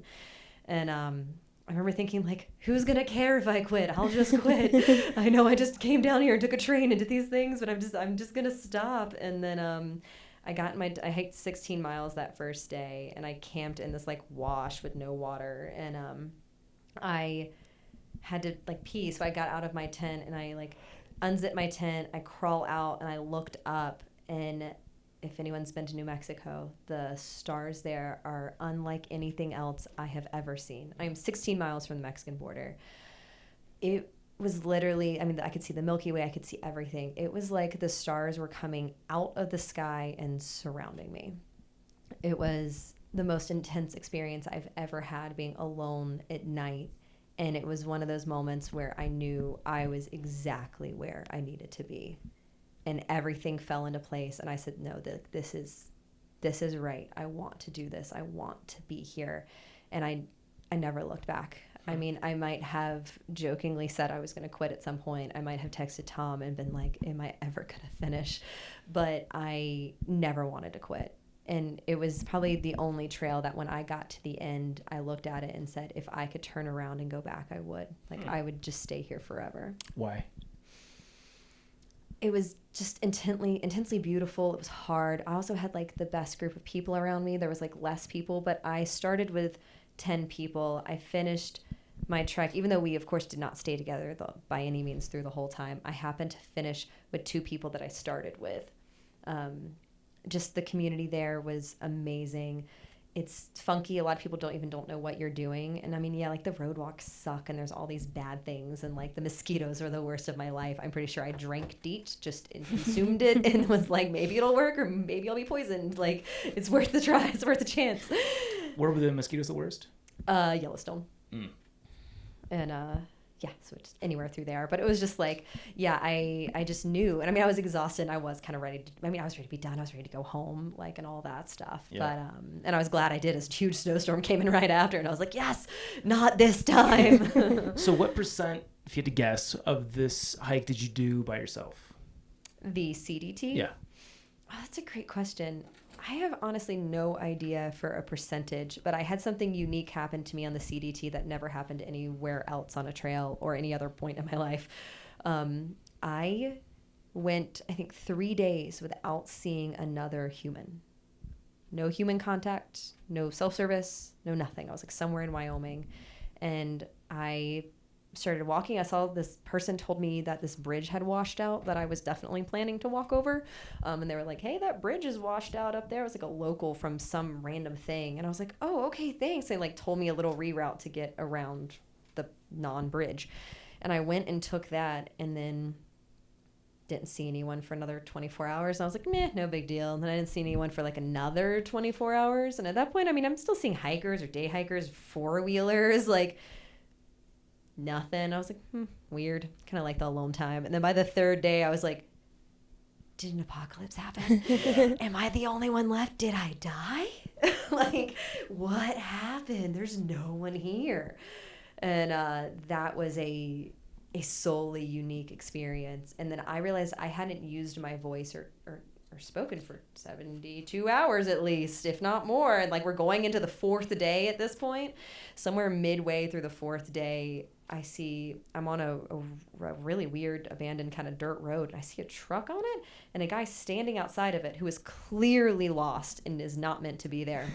And I just sprinted up to him for no apparent reason. Talk to me. And I was like, hey, how are you doing? How's it going? Life is still... I have a voice. Earth is here? Did the aliens come yet or no? Okay, we're good. We're fine.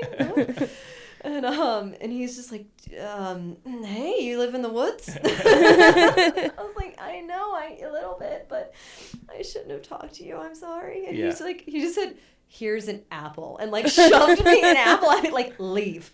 And I was like, thank you so much. Yeah. And like, walked off and was like, I scared him. That's awesome.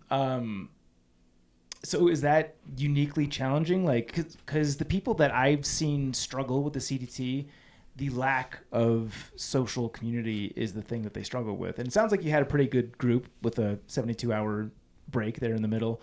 But yeah, I guess that goes back to the original question of asking like how much time you spent with other people, because what I've noticed of the people that don't like the CDT, that is one of the main threads that I've seen. Yeah. That's why I don't want to do it. Yeah. I enjoyed it. I like the solitude. If you're someone who can tolerate it, who enjoys being alone, who likes hiking alone, covering miles alone. I know people who hike the CDT that definitely did not have my experience, that they were with someone the entire time. Another girl in the trail family that I was like on again, off again with. She probably never camped alone because she was always, with people, not because she needed to be, but just because it worked out that way.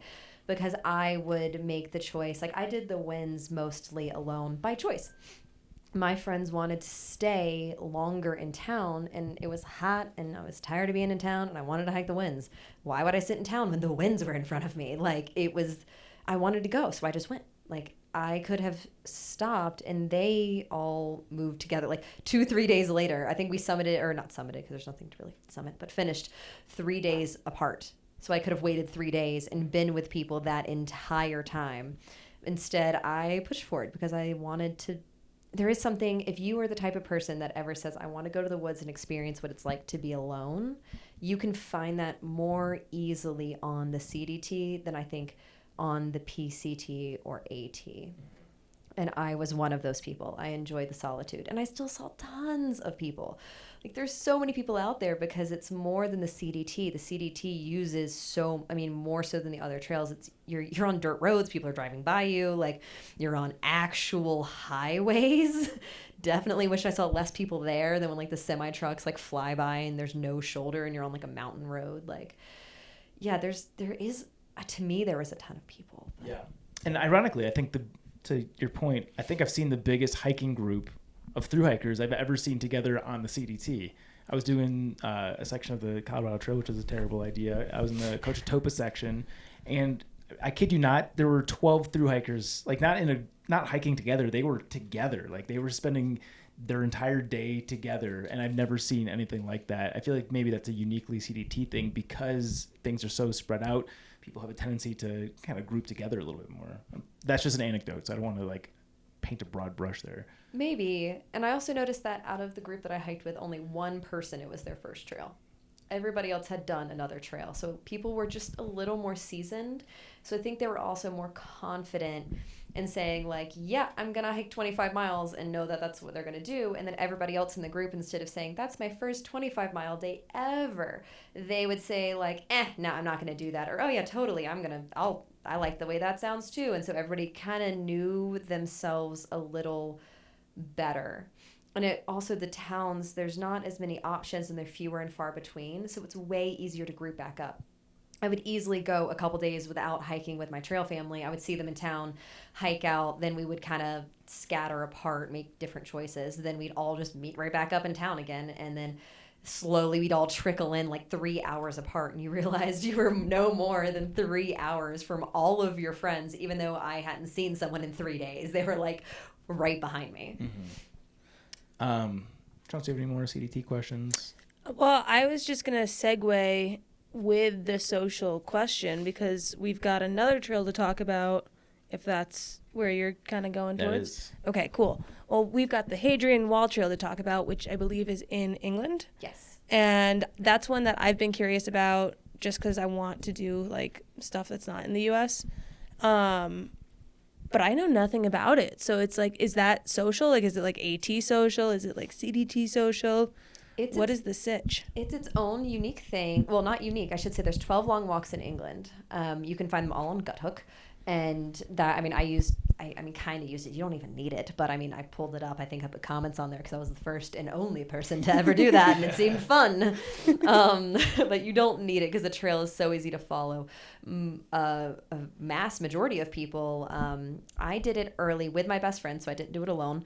Her and I have been to England 3 times together. This is our 3rd trip together. And this time we decided to do a hike. I sent her the list of the 12 long walks on Guthook. I just sent her like a screenshot. And she said, Hadrian's Wall. I'm like, cool. And that was the one that we did. Throw a dart. Yeah. How long is it? Like 85 miles. Oh, that's not bad. It's like barely. I mean, a lot of people would not consider that a through hike. That's why I said it's easy to call it a long walk. That feels through like hike the Trans-Catalina Trail. It's 38.5. It's a through hike, all right? I think that's a long ways to go for an 80-mile hike. Did you feel like you wanted to choose something longer because you're traveling? I guess you're based in New York, so maybe the flight's not quite as bad, but I mean, her and I go to England together often. Oh, okay. It was something else to do while we went. We enjoyed. I went there 5 days prior, so there was like time in England before in London, hanging out in London, which is just super fun. I love that city altogether. Non-hiking related, but I absolutely love going to London. Yeah. I spent a bunch of time in museums, seeing things I hadn't seen before. Like, once you go to a place multiple times, you can dive in. Then we took the train and went up, started at Wallsend. It's, of course, whatever I got its names from. And then you follow the wall, and then you end in Scotland. So that was my first time I've ever been to Scotland. And then I hopped on a flight, and I went to visit friends that I met on the CDT in Germany. So it was not my only hike, and it wasn't the only thing I was doing. It was a whole journey that I did over there. So as someone that does big miles usually, were you still doing like 20, 30-mile days, or were you saying it's 85 miles, I'm going to go a bit slower on it? Definitely went slower. And my best friend, this was her first long hike. So I was not going to go out there and just destroy her. That was not a nice thing to do. But she is also fit and able. So we planned around 15 miles a day, and that worked out really well. I think our first day we actually did 5 because we figured out we could technically start the trail a day earlier than we had planned if we walked from our Airbnb to the start or something. It's that easy. And you're walking through a lot of towns. It's a lot of sheep are everywhere. They're adorable. They also poop everywhere. There's a lot of sheep poop. And it's just we stayed in hostels most of the time. I think you can easily stay in a hostel or a hotel the whole way. And you also don't need to carry your bag.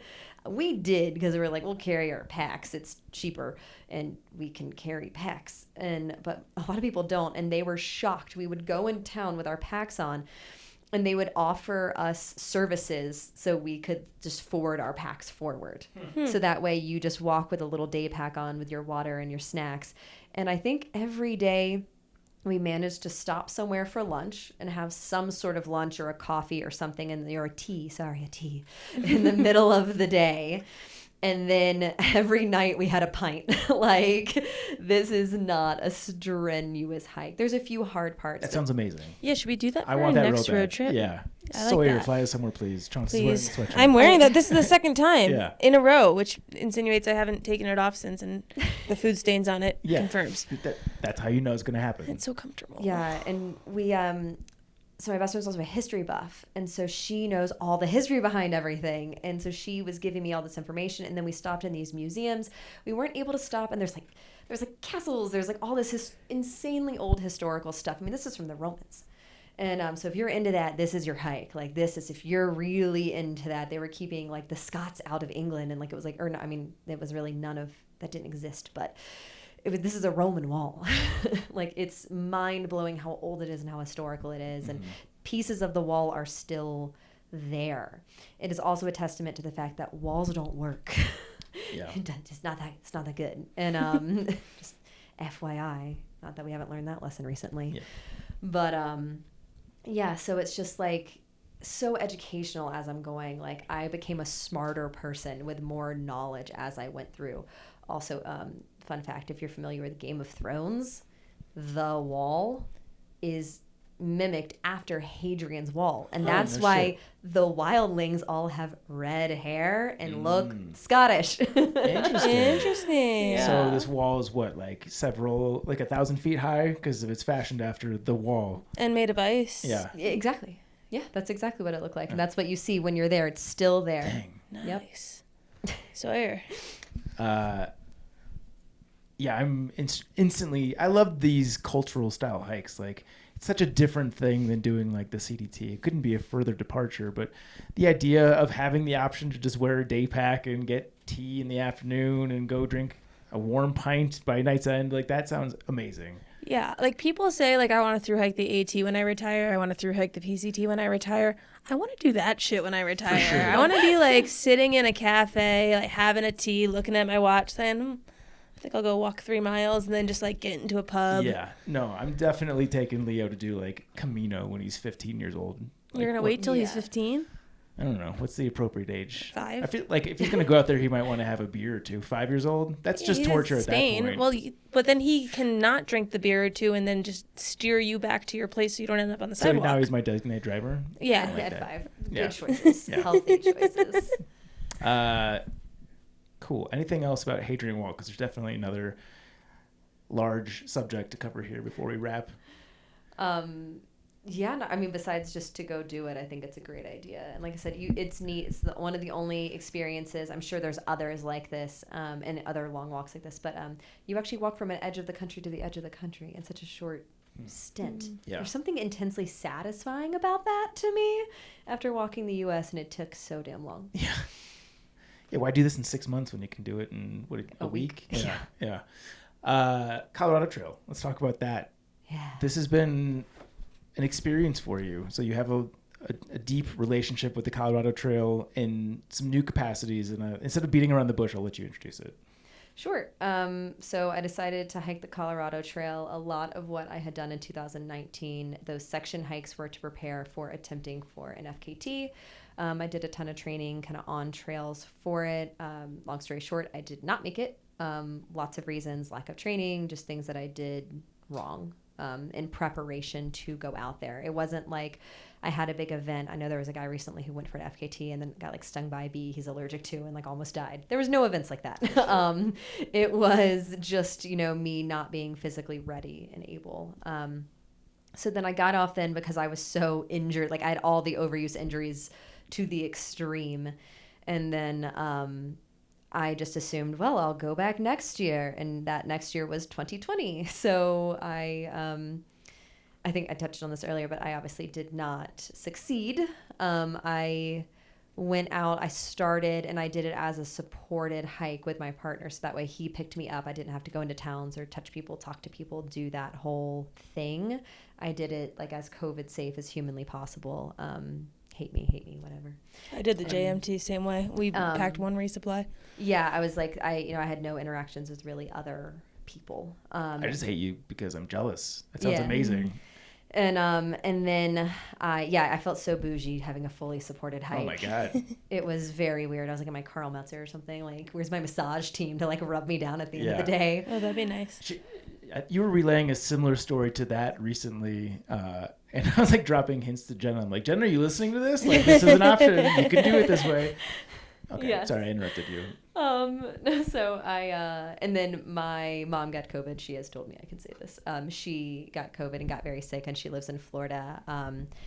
Because it is no joke, it is real. And I went, I obviously stopped my hike. I am not like some heartless. I need to through hike through all means. Things are more important than through hikes. I know that's blasphemous to say on a hiking podcast, but there are things that are more important than through hikes, at least to me. And taking care of my mother whenever I was physically available and able to do so was extremely important to me. So I flew to Florida, which was scary in its own right. That was far scarier than anything else I did that year, and took care of her for about 3 months till she was back on her feet. And then at that point, the season was over, and I had no mental capacity to go back to a through hike in that year and the thing, and all of it was done for me. But at some point, then I did know that somehow I have managed to triple crown, yet I cannot finish a 500-mile hike. That it has taken me 2 years. I'm now on year 3. Same. And yet to accomplish I'm on year through 4. hiking the Colorado Trail. At least with you, Chance, you were planning to section hike. Everyone I started was a through hike I quit. I've never quit a through hike except for the Colorado Trail, and I quit actually 4 times. I've quit this trail 4 times. I've quit more times than I've accomplished through hikes. I think it's cursed. I think I don't know what it is about it, but it's very hard to do it in 1 year. So, and when everybody asks me, what are your plans? What's next? That's it. From now or until I die, I will hike the Colorado Trail until it's done. This is my singular minded focus. I'm sure it's unhealthy. Ego is all sorts of in the way. I don't even care about it that much anymore, and I'm about to go finish it. I'm just at this point, I just want you off my mind, I don't want to be thinking about you. I don't want that gap. I don't want minus this part. I just want to be done with you. Put you away, start something different. The amount of time I spend thinking about the Colorado Trail is not good. It's not healthy. I need a detox program, and I'm hoping. I feel like I just need one more hit, just one more segment. I gotta get it in. Yeah. And so next week, God, by the time this publishes, I feel like I'm gonna have quit the CT again. It's gonna be like a show note, and Rabbit didn't make it. We'll make it at least a reel. Yeah. In fact, she died and went momentarily insane, or I'm gonna go totally insane if I don't finish. Just plan, I will not make it out. So next week, this week. Mm-hmm. This week I'm going back to start where I left off last year. So I made it to Waterton to Salida, which is roughly about halfway through. It's a very nice, clean middle point. I'm going to go back there, hike from that exact moment to Durango. To the end, I'm going southbound, so I'm just going to finish southbound and then check the box. Say I have officially done it. I'm giving myself 7 to 10 days. I've been out on the Colorado Trail all year. I mean, Zach knows this. I feel like every time we should hit the pause button just to acknowledge the fact that you're planning on doing half the trail in 7 to 10 days. Yeah. Oh, yeah. I've been training. I have not been on the couch. And I've been training on the Colorado Trail. So I have done segments 1 through 6 multiple times because they're extremely convenient to where I live, and I have that availability. And I think it's worth stating for people who are curious about the Colorado Trail is that it is no more difficult than any of these other trails. If anything, slightly easier. relative. I feel like the terrain is similar to the PCT in like the not most difficult spots. Like I feel like the Colorado Trail doesn't stand out as being, in my mind. I'm not trying to. I know your things have been bad luck. You haven't been defeated by the trail. You've been defeated by bad luck. Is what I'm trying to say. No, it wasn't me, Zach. It was the trail. The trail clearly, beat you, obviously. I will say, going from the PCT to the Colorado Trail to the AT, there were some climbs on the Colorado Trail, like going up Copper, going up Hope Pass, where I was just like, going up Copper, that segment 7 climb, like I feel like I could have done that on my hands as well as my feet because it was so steep. And not having done the AT, I didn't realize that like the AT is essentially rock climbing in spots. So for me, that was the steepest I had done because PCT is graded for horses. So you really don't get that there. Yeah, the Colorado Trail, there's like a statistic somewhere. I think it's the highest elevation of trail. Like That's true. If you struggle with elevation, that is a very difficult trail. So it's easy for someone who lives in Denver area to say it's not that bad, but someone who gets altitude sickness or is a flatlander that comes up will often experience symptoms that you will not really see. You'll never see on the AT. You'll experience briefly on the PCT, and here can end hikes and they can be dangerous. So it's like you encounter different things. In the San Juans, you stay above 10,000 feet, and we also have afternoon storms here that can be extremely gnarly and late snow. So it's really the conditions more than the trail. And like I said, actually, so that segment between Copper and Breckenridge, I actually adore, and I've done it many times because it was so hard the first time I did it, and it was where I quit my FKT. That I have now done it a bunch of times because I'm trying to ingrain it in my memory so I will never forget it, so I can do it on autopilot. Is there, like, what is the goal of that? Because it sounds like you're just torturing yourself. Kind of. I also really enjoy hiking, believe it or not. I know we only talked about like yoga and me dying, but I actually enjoy hiking challenges a lot. That's like where I get my joy in life from. Like my greatest happiness comes from pushing myself on trails, finding my limits, spending time outside. I know most people, they say like it's like staring at the sun or whatever, or not the sun, I guess the star or whatever. I love staring at the sun. Looking directly into the sun. I'm blind, my eyes are just burned out. Yeah, okay, so making yourself blind, check. I sound really smart. I trip over my words every time I have words. Like they enjoy the sitting and like the contemplation and all of that. And I am fully into that, like, by all means. Like I've chilled super, super hard on trails, but I think something about the Colorado Trail has like broken that in me, and I no longer appreciate sitting around and looking at things as much as I should. I mean, I definitely take it in and appreciate it, but I've seen so much of it so many times now that I have this extra joy inside me that is found by the challenge. And I know I'm not alone. I've met other crazy people just like me that like thrive off of that.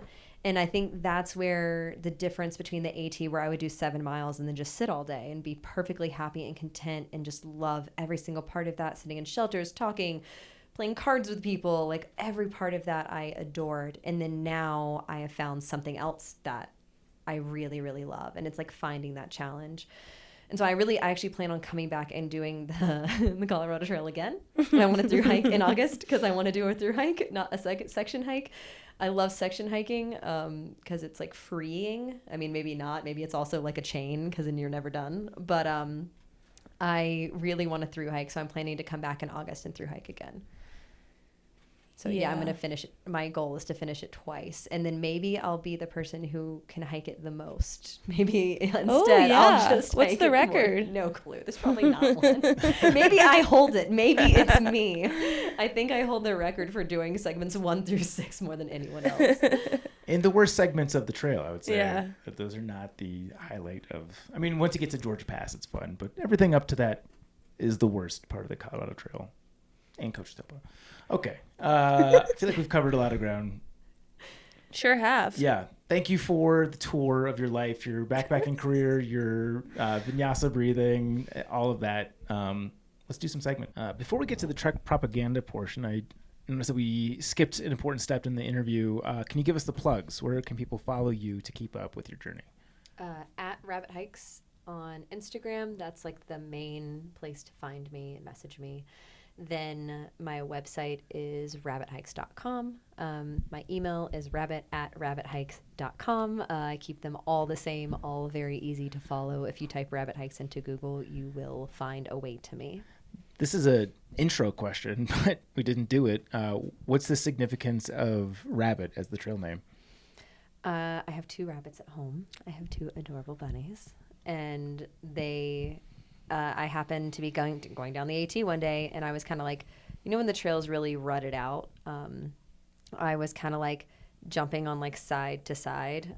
Now smarter me knows that's not leave no trace. You're supposed to definitely walk through the middle rutted out trail, but new me, days into the trail, was like, I'll jump around like an idiot. And somebody saw me and was like, you were hopping down the trail like a rabbit. And I was like, oh, I have bunnies at home. And then someone tried to name me Bunny. And I said, hell no. It's like a 70-year-old grandma name. Yeah, or like a Playboy. Yeah, or that. Sorry, There my was- pure innocent mind didn't think of that. Yeah, no, not me. There's a lot of connotations with bunny, and I was like, no. And then I was like, but I like rabbit, and I kind of didn't even take it then. Also, I encourage people, don't just like take the first name, or also like try it on for a little bit. And like mine was definitely more of a discussion. Like it wasn't like, oh, that's your, like, let me bestow it on you. Like some people get trail names. We just kind of like chatted it out. It was like me and 2 girls that were on a segment that were quitting. I think they had walked like 50 miles and were like, screw this, we're leaving. And then just like kind of suggested a trail name before they left. And I was like, I kind of like it. And then I like tried it on. Quick side story. I'm pretty sure this is like somewhat unconfirmed between the 2 of us. But I think I met Jabba on the AT when he was going southbound, because I had just started northbound and he was finishing his winter thru hike. And I had heard other people had met him, but I didn't know who he was or what he was. Was not into the hiker Instagram, YouTube channel thing, like at all. And I walked to get water at night from this water source. I was all set up to camp. And this guy runs up going southbound. I was like, what is that?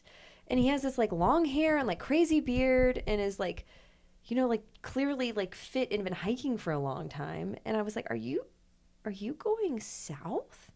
He said, yes. I'm like, oh, okay. And I just continue to get water. And then he goes, you know, like, you have a trail name? What's your trail name? And I said, Rabbit. Like first time I think I've said it out loud, because he like asked for the trail name and he goes, change it. And I think you met him. and just hikes off, and I'm like paralyzed. Yeah. And in my head I'm like, asshole. Like, Oh man, that's incredible. Yeah, it And sounds that like a was- fitting description. Yeah, that was definitely Jabba. yeah. Okay, Trek propaganda portion of today's show. Super excited about this one, not only for the subject matter, but also for the author. The title, as always, we'll give it away. But it is titled Backcountry Campfires, A Relic of the Past. And this is by, he's very well respected in the backpacking community. It's Paul Magnotti. I don't know if I pronounce it correctly. People know him more so as P-Mags. He was a former co-host of the Trail Show, has backpacked everything. Very smart guy. I reached out to him recently, as I've noticed that there's been an increasing sentiment for a call for the practice of backcountry campfires to come to an end. And I figured who better than P-Mags to articulate this argument, and he did so wonderfully. Some of the specific items that he touches on in the article for why we should discontinue the practice of having backcountry campfires, and I think this is largely skewed to the West. You know, I don't think the fire issue is obviously quite as bad in the Midwest or out in the AT. Maybe someday that'll change, but some of the specific bullets that he highlights is climate change, the fact that a lot of backcountry campfires that are happening already are illegal, whether people know that or not, whether they're willingly breaking the law or ignorantly breaking the law. The fact that this is an interesting one that I think a lot of people don't realize, that campfires account for more than 90% of the larger fires in the West. I know a lot of people assume that a lot of it is via lightning strike, and that is not the case.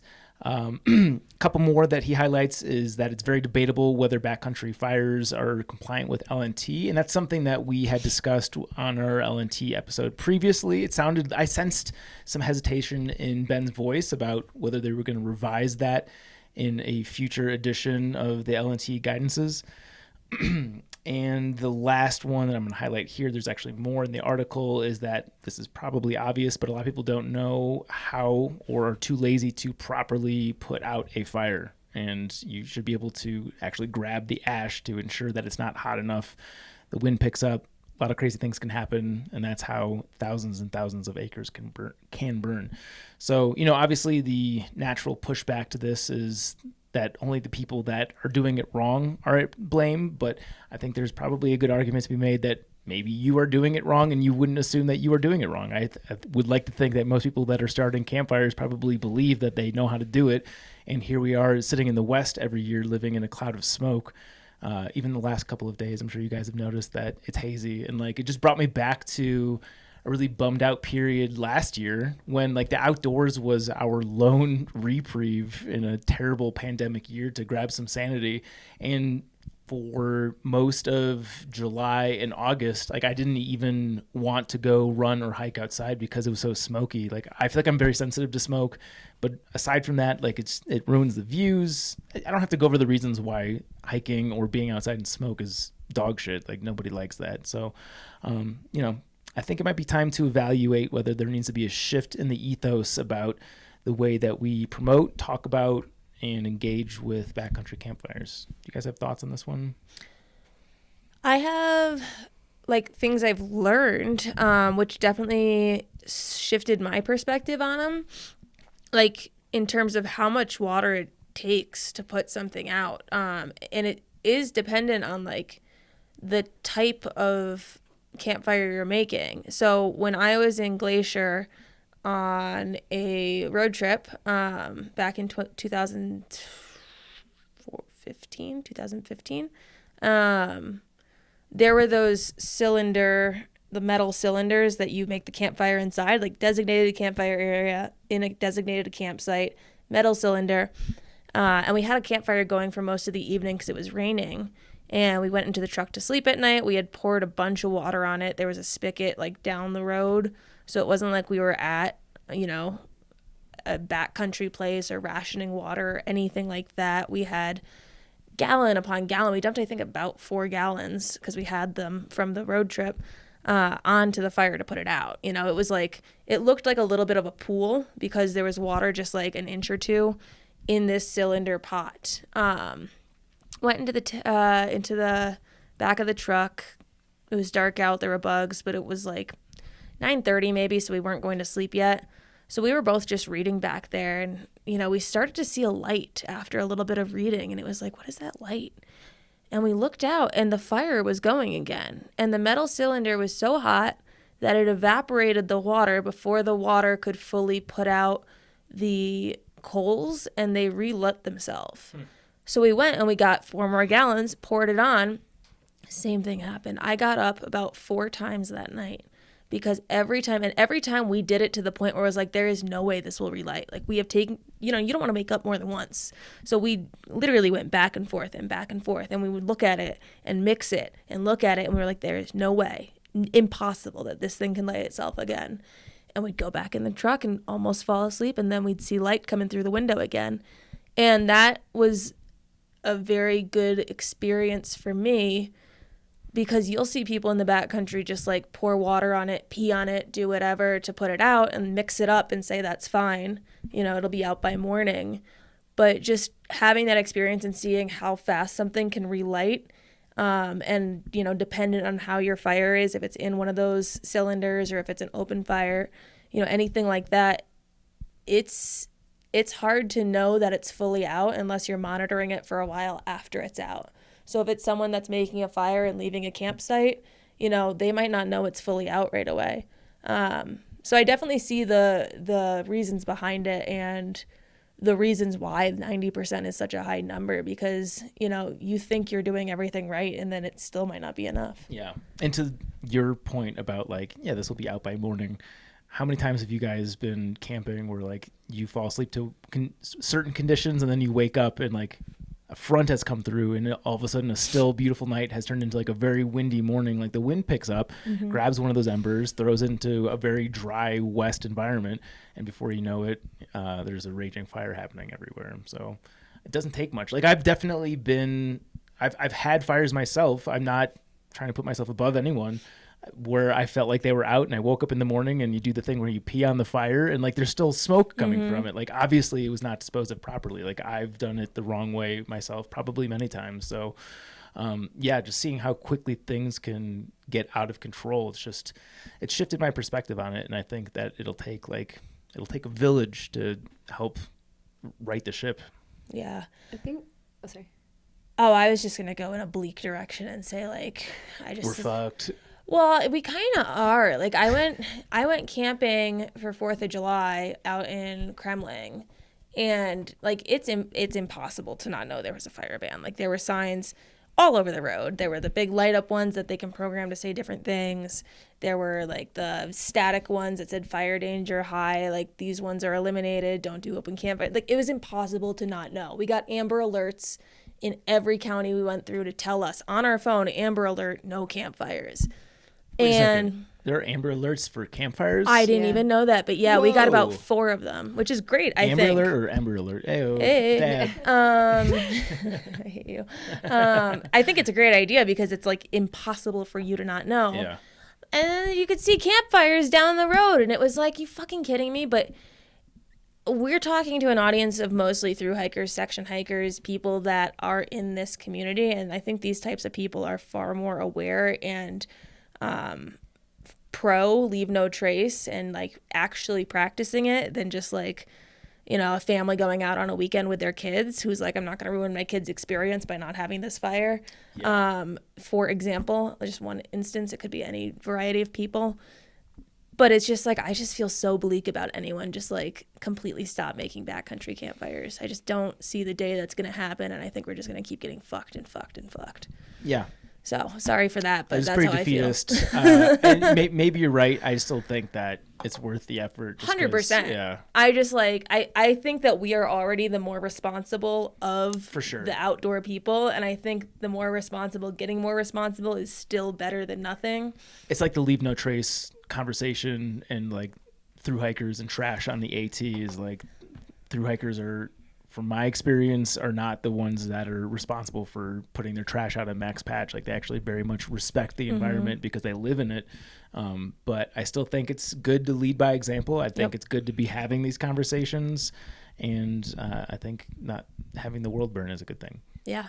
I'd like to be wrong, you know? Yeah. And I definitely think that like anything's better than nothing. So I'm not saying like, hey, there's no point, don't do it. I just like, I don't know. I'm so unoptimistic about a lot of things. Yeah. I think one thing that might kind of tie into the story that I told earlier, whenever I was freezing to death, fire was not the option.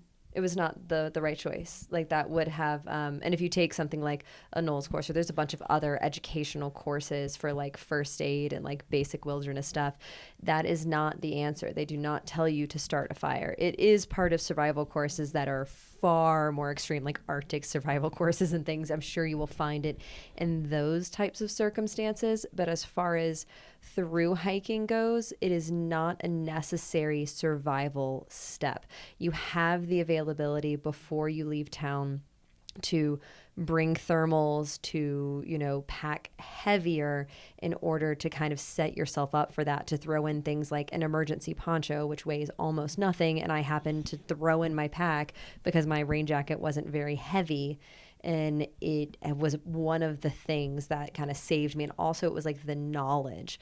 And so there's all of these other steps you can take if you feel like you're going out on a very cold night or one of those circumstances where normally most of us, like even myself included, would be like, oh, it'd be really nice to have a fire. But you don't have to keep it in your bag of tricks as survival. Because I know that's something I think a lot of people will probably hold up as an example. So unless you're going into a really insane condition, at least while thru hiking, you do not need that in your like thing. I did see someone argue that they rely on fires to stay warm at night. Like, what about when it rains, asshole? Like, what are you doing then? Are you just dying? Because you're obviously not starting a fire unless you're carrying all the gasoline or, like, I don't know, white. Well, you're also not packing properly if that's what if I'm you don't saying have clothes to layer. Yeah, like if you don't have the proper things to start a fire when it's wet and you don't, then what do you do? I feel like for a lot of hikers, it's a comfort thing. Like, I think for me at least, like approaching the campsite that we agreed on and seeing the smoke come up through the trees and knowing there was a fire, like when you're through hiking or when you're long distance hiking, you're so far away from any luxuries that the small luxuries you can give yourself like feel really, really good compared to how they would normally feel. And I feel like for some people, just having a fire is comforting. Yeah. You know, it's, you know, makes it feel a little homey, a little less out there. And I think it's a big comfort that some people like are hesitant to want to get rid of, you know, then you have to sit in the dark, you know, or no, for sure. I'm one of them. I love fires. They extend the night. Like if you're not ready to go to sleep after the sun goes down, you get cold pretty quickly just sitting out in your down jacket without an external heating source. A fire extends the social component of the outdoors experience. I totally get it. You just have to start thinking about the trade-offs, and like living in a Mad Max style environment every summer is the trade-off at this point. So unless you're willing to make that sacrifice, I don't know. Mm-hmm. I have a solo stove for my house, which is those little like bucket ones. And I could see like in the advertisements and the things, like we just have it at the house and use it at the house and that's it. And they're extremely easy to start and to put out. And they're also very contained. It's like, obviously embers can fly out and start, but they're not going to spread on the ground. And I feel like things like that, I would hope for people choosing to have fires. Obviously you need things like a car. The backcountry isn't quite where you're taking a solo stove. It's a giant metal cylinder. But if people want to do things like car camp, you definitely know your fire's out if you have to pick it up and put it in your car. You're not going to leave with like a hot ring, like the situation that you had where you were positive it was out. But if you had to pick that metal ring up and put it inside your car, you would have known if it was truly out or not by the nature of the vessel. So I like the idea, if you want to have your fire and when you're car camping, do it, but take a vessel to put it in, and that there's zero chance you can spread a fire. Yeah. And I think it's worth re-emphasizing, if I did a poor job with this initially, is that this is not saying that all campfires should cease to exist. This is specifically backcountry campfires. Going to the campsites with the metal ring, I think is we had access to so much water to fix the scenario. If you're in the backcountry, you might be dry camping. You might not be near water. Right. It's such a big difference. And I've got to imagine those metal rings are going to cut down on a large percentage of what otherwise would be wildfires. Like I think that is a big safety measure. Okay. Cool. That's all I got to say about fires. Fire. Triple Crown. Yeah. This is a basic one, but Chance pitched it and I loved it immediately. Go ahead. This is the Triple Crown of things that will ruin your day hike. And I feel like we don't spend a lot of time talking about day hiking, but as someone who just partook on Saturday, I certainly did some things that I wouldn't say ruined it, but definitely, like, for example, my face is still in pain, which I think is a visual thing that you guys can tell as well. I forgot to the nose looks burnt. Well, the nose peeled today. Okay. I forgot to put on sunscreen on my face. I was wearing long sleeves. I was wearing long pants, Mom. And then my friend put on sunscreen in the car on her face while I was driving. And then I made a mental note to put on sunscreen on my face when we parked. But then there was like a 50-mile ultra going on in Leadville. And for some reason I was like, is this the Leadville 100? And we were driving on this dirt road and there was just like so many runners just like exhausted and running past, and we were like cheering them on and driving slow so we wouldn't get dust on them and just like watching them. And I was like looking like, do I know any of them? Why would I know any of them? And there's just so much excitement, but by the time I got out of the car and we started, it was just the last thing on my mind. So my face is very sunburnt. It was okay. Was it the Leadville 100? No, it was a 50-mile. I don't know what it was. I took some videos. There's of the a 50-mile flags. version of the Leadville 100. The big flag said Leadville race. And then someone told us it was 50 miles. So I'm not sure. Yeah. But it was big. There was a lot of people out there cheering them on. They like blocked off certain roads from people being able to, spectate from. That kind of excitement will make you forget to put on your sunscreen. And yeah, I did CrossFit today. and all the sweating made my entire face bubble up. Like, you know, when you get that sunburn and it's in between the turning to tan phase where you're like, maybe it won't. I don't know that, but maybe it won't peel. Like, maybe I'm getting away with the not peel thing, and then you sweat a lot and the sweat gets under the skin. That's dead. And so my entire forehead and nose looked like I was just like evolving into like a monster. So I peeled the nose. And that's my first part of the Triple Crown. Yeah. Sunscreen. Important. I apologize if I've talked about this, but the same thing happened to me. Not a day hike. It was an overnighter, but I did the Cochetopa section hiking the Colorado Trail, which is a terrible idea. And Don't do it. ran out of sunscreen within like the first quarter of my one-way hike. I was doing an out and back. So I did the entire next day and a half without sunscreen. And like I burned very easily, probably not a shocker to anybody here. So I was doing everything in my power to keep myself shaded. I was literally like wearing a rain jacket, but like holding it over myself to like cast shade. And this was in the summer, and that's a very hot, very exposed section. Like there's barely any shade, like in the very beginning part of the section, and then maybe like a little patch here and there, but otherwise you're exposed.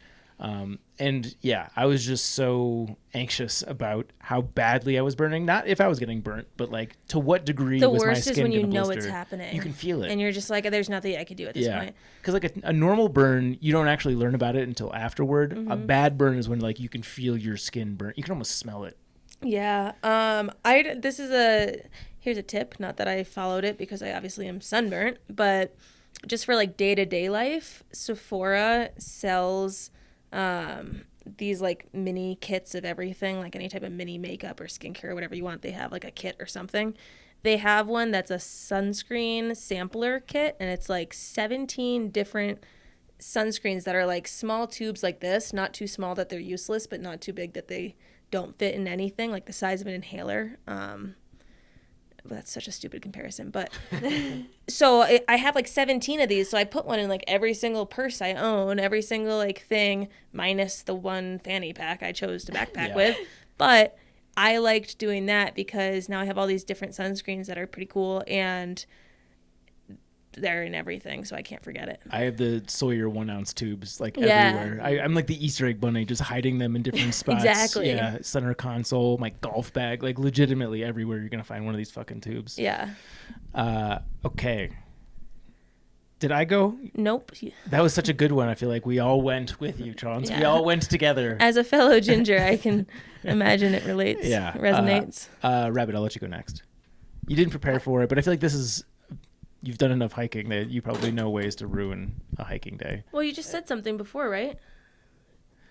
I mean, yeah, we interviewed her. She was talking about a day hike she had done, and you did something that messed it up.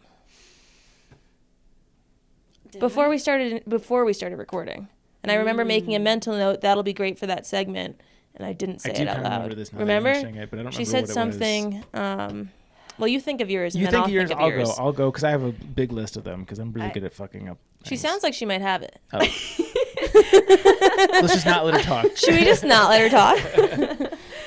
I feel like I'm sure I talked about something ruining my second hikes, the ones I've been running on, but I did get a nice big burn on the one teeny tiny triangle on my neck that I had missed. Just, I did that thing where you swipe your hand with the sunscreen and just miss that little bit. So I got a burned triangle. So there's a spot on my neck that has been unusually tan. And I remember walking up like into Zach's house and he goes, "You're tan?" And I'm like, "It's that neck spot. It's so tan." Yeah, I don't know. The tan always stands out to me because I'm jealous of not having that trait whatsoever. I would say so. Building slightly on all the things we've just talked about, I today was about to go for a run to the gym. And I mean, if you're in Golden, everything's kind of a hike. And I've been doing all these day hikes, and I was like, I'm either going to go for a hike or I might go on a run for the gym. And then I went to walk outside to leave. I'm like fully ready. And I look up and I'm like, the sky looks gross. I don't exactly. There's a lot going on, and I checked the weather. There was a storm rolling in on top of a smoke alert, on top of an air quality alert, and the air quality alert was like the pollution kind. Then there was smoke in the air, and I saw a crack of lightning hit like Lookout Mountain next to my house. And I was like, maybe I'll drive to the gym. Yeah. That ruined a hike before I started. Like I got out the door and then everything just made me turn around. Like if I was on a long distance hike, I have hiked through tons of smoke on the CDT to the point to where I got super sick. And this, I was just like, it's a day hike. Peace. And just got in my car, went to the gym, and I ran at the gym in the indoors. It's a perfect segue from the Trek propaganda portion because, I've gotten pneumonia one time in my life, and I swear it's not a coincidence, but this is back when I used to be pretty fit. I did the Little Scraggy Trailhead segment of the Colorado Trail. Did that as an out and back. This is when I was section hiking, but I did it mostly as a run. And on my way home, I was listening to local news radio, and they mentioned that it was an ozone alert. And typically that's for people that are sensitive, asthmatics, for example. Thank you for gesturing at me. Yeah. For those who can't see, I was pointing at Chance. And for 3 weeks afterward, had a horrendous cough. Cough went away, and then a few days later, for the first time that this has ever happened in my life, I woke up in the middle of the night not being able to breathe. And I didn't know that this was a thing. Yeah, happens frequently throughout the night for me. That terrifying. Several times a night. And it gets in your dreams. Like you have dreams that you're not breathing, and then you wake up and you're like, wow, I'm actually not breathing. I would literally sit up and not be able to get any oxygen into my lungs. And that is the most claustrophobic, terrifying feeling of all time. I was, for the Mile by Mile podcast, I was reading a book on coal mining in Appalachia, and they were talking about the black lung and how people were describing it as breathing through straws. And I was like, wow, I've oftentimes compared asthma to feeling like I'm breathing through straws. There are times where it literally is bad enough that it feels like that. And I was like, do I resonate with someone with black lung? Is it that bad? But there are times where sleeping it is that bad. Damn. Yeah. Yeah, that sounds absolutely horrible. The only thing I've ever come close to that was on the CDT with all the smoke. At one point, I think I was getting, what is it? What's the horrible, noxious thing that people fills up their houses? Carbon monoxide? Yes. Apparently that's in smoke, and I think I was getting carbon monoxide poisoning. I've talked to a few people about this. I started throwing up all the time. I had been about 2 weeks without staying indoors. I kept going into town, but then I was like, oh, I could sleep in this camp yard for free. I can sleep in a park. I can do just reasons. And I would go inside to get food and then just walk right back out. And I think just the constant exposure, I started getting this really heavy brain fog. I started really I was getting all fuzzy. It was super weird, and then really terrible headaches to the point where I felt like I couldn't see because my headaches were so bad, migraines and stuff, but not my normal migraines.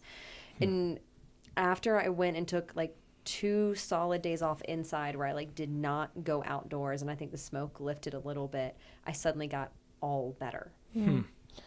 Yeah, that's something that fucks with me. That it fucked with me a lot on the PCT. Obviously a high fire year, you guys know that.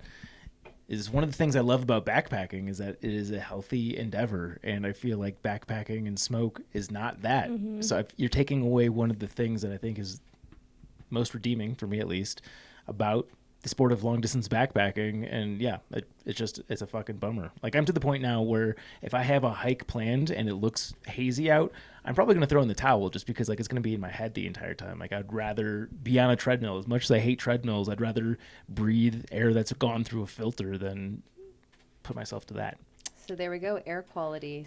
Second way to ruin a day hike. Yeah. Not an obvious one. I love that. I will say this is just me in my head being close off this story. If asthma gets to the point where you are waking up thinking that or if you're sleeping and having dreams that you're not breathing and you're waking up and you're actually just not breathing, if it gets to that point, mine's not like that all the time, but it gets to that point every now and then, I'll have flare-ups that do that. You can get a prednisone taper from your doctor. It's steroids, and that completely fixes it. It's you take a couple the first day, a couple less the next day, and it slowly tapers you off, but the steroids just force your lungs open. Is there a reason you don't do that?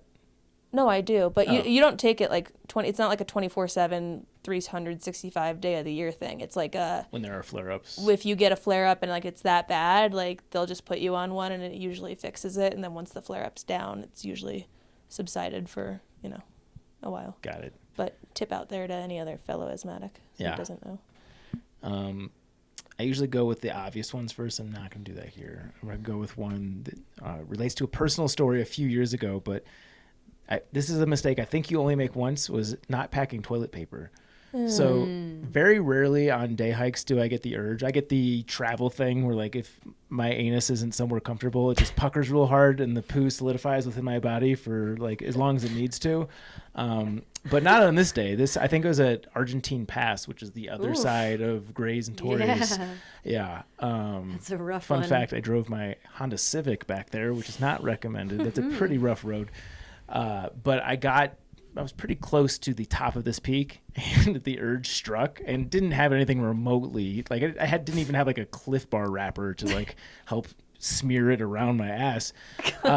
Fortunately, it was still early enough in the season that there was some snowpack up there, and I learned that day that snow is the ultimate toilet paper, like even better than toilet paper. It is wonderful. I think I might keep a snow machine maker, whatever, snow globe machine next to my toilet, because it is a very invigorating, just you feel great.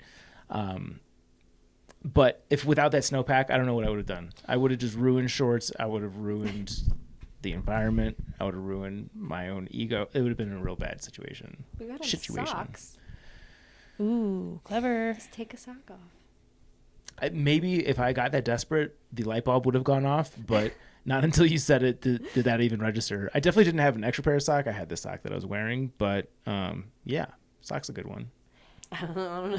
Have you wiped with the sock before? I haven't, but I've heard stories of others, and I thought that was a common thing. Yeah. I've used an oatmeal wrapper.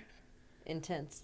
It's like wax paper. Slippery. It doesn't actually it absorb sounds anything. very It didn't. I mean, thankfully, I was on my way into town. But I do feel like people do forget toilet paper on a day hike, because it's like Often. it's just a day hike. Yeah. I feel like the butt puckering thing is a pretty normal thing. No? I don't like that you keep making that gesture. That's with the it. international butt What are you pucker. doing? Are you That's are you closing it? Like, what does that mean? Yeah, it's the anus collapsing upon itself and Why is forcing it the so poop. high up? Because the poop is going back up. Okay. It goes back into your lungs where it originates. Yes. Interesting. And causes the black lung. Anatomy. Yeah. Backpacker science. Yeah. Leo's going to be a very smart baby. Yeah, of course. Snake draft, I get two. Let's go. That wasn't your second one? That was the first one still. What about the bad fire stuff? Air quality. That was mine. Sorry, Zach's just feel long. Yeah, they are long. I'm going to go, this is low-hanging fruit. Getting in a thunderstorm above tree line. Like, that removes, it's just pure adrenaline, anxiety. Like, it's nice when you get done and you've got that come down back to life. Like, I'm not dead. But that moment where the clouds start to come in, and like, this is a very Colorado thing where it can go looking pretty nice. Like, obviously a thunderstorm doesn't come out of nowhere, but like, it can look not ominous and be storming on you within 30 minutes. And it happens very quickly. You have to know to recognize the patterns. You have to obviously be very in tune with the forecast. And if you've done enough backpacking at high elevation, it's probably happened to you. And it is a terrible, terrible, terrible experience.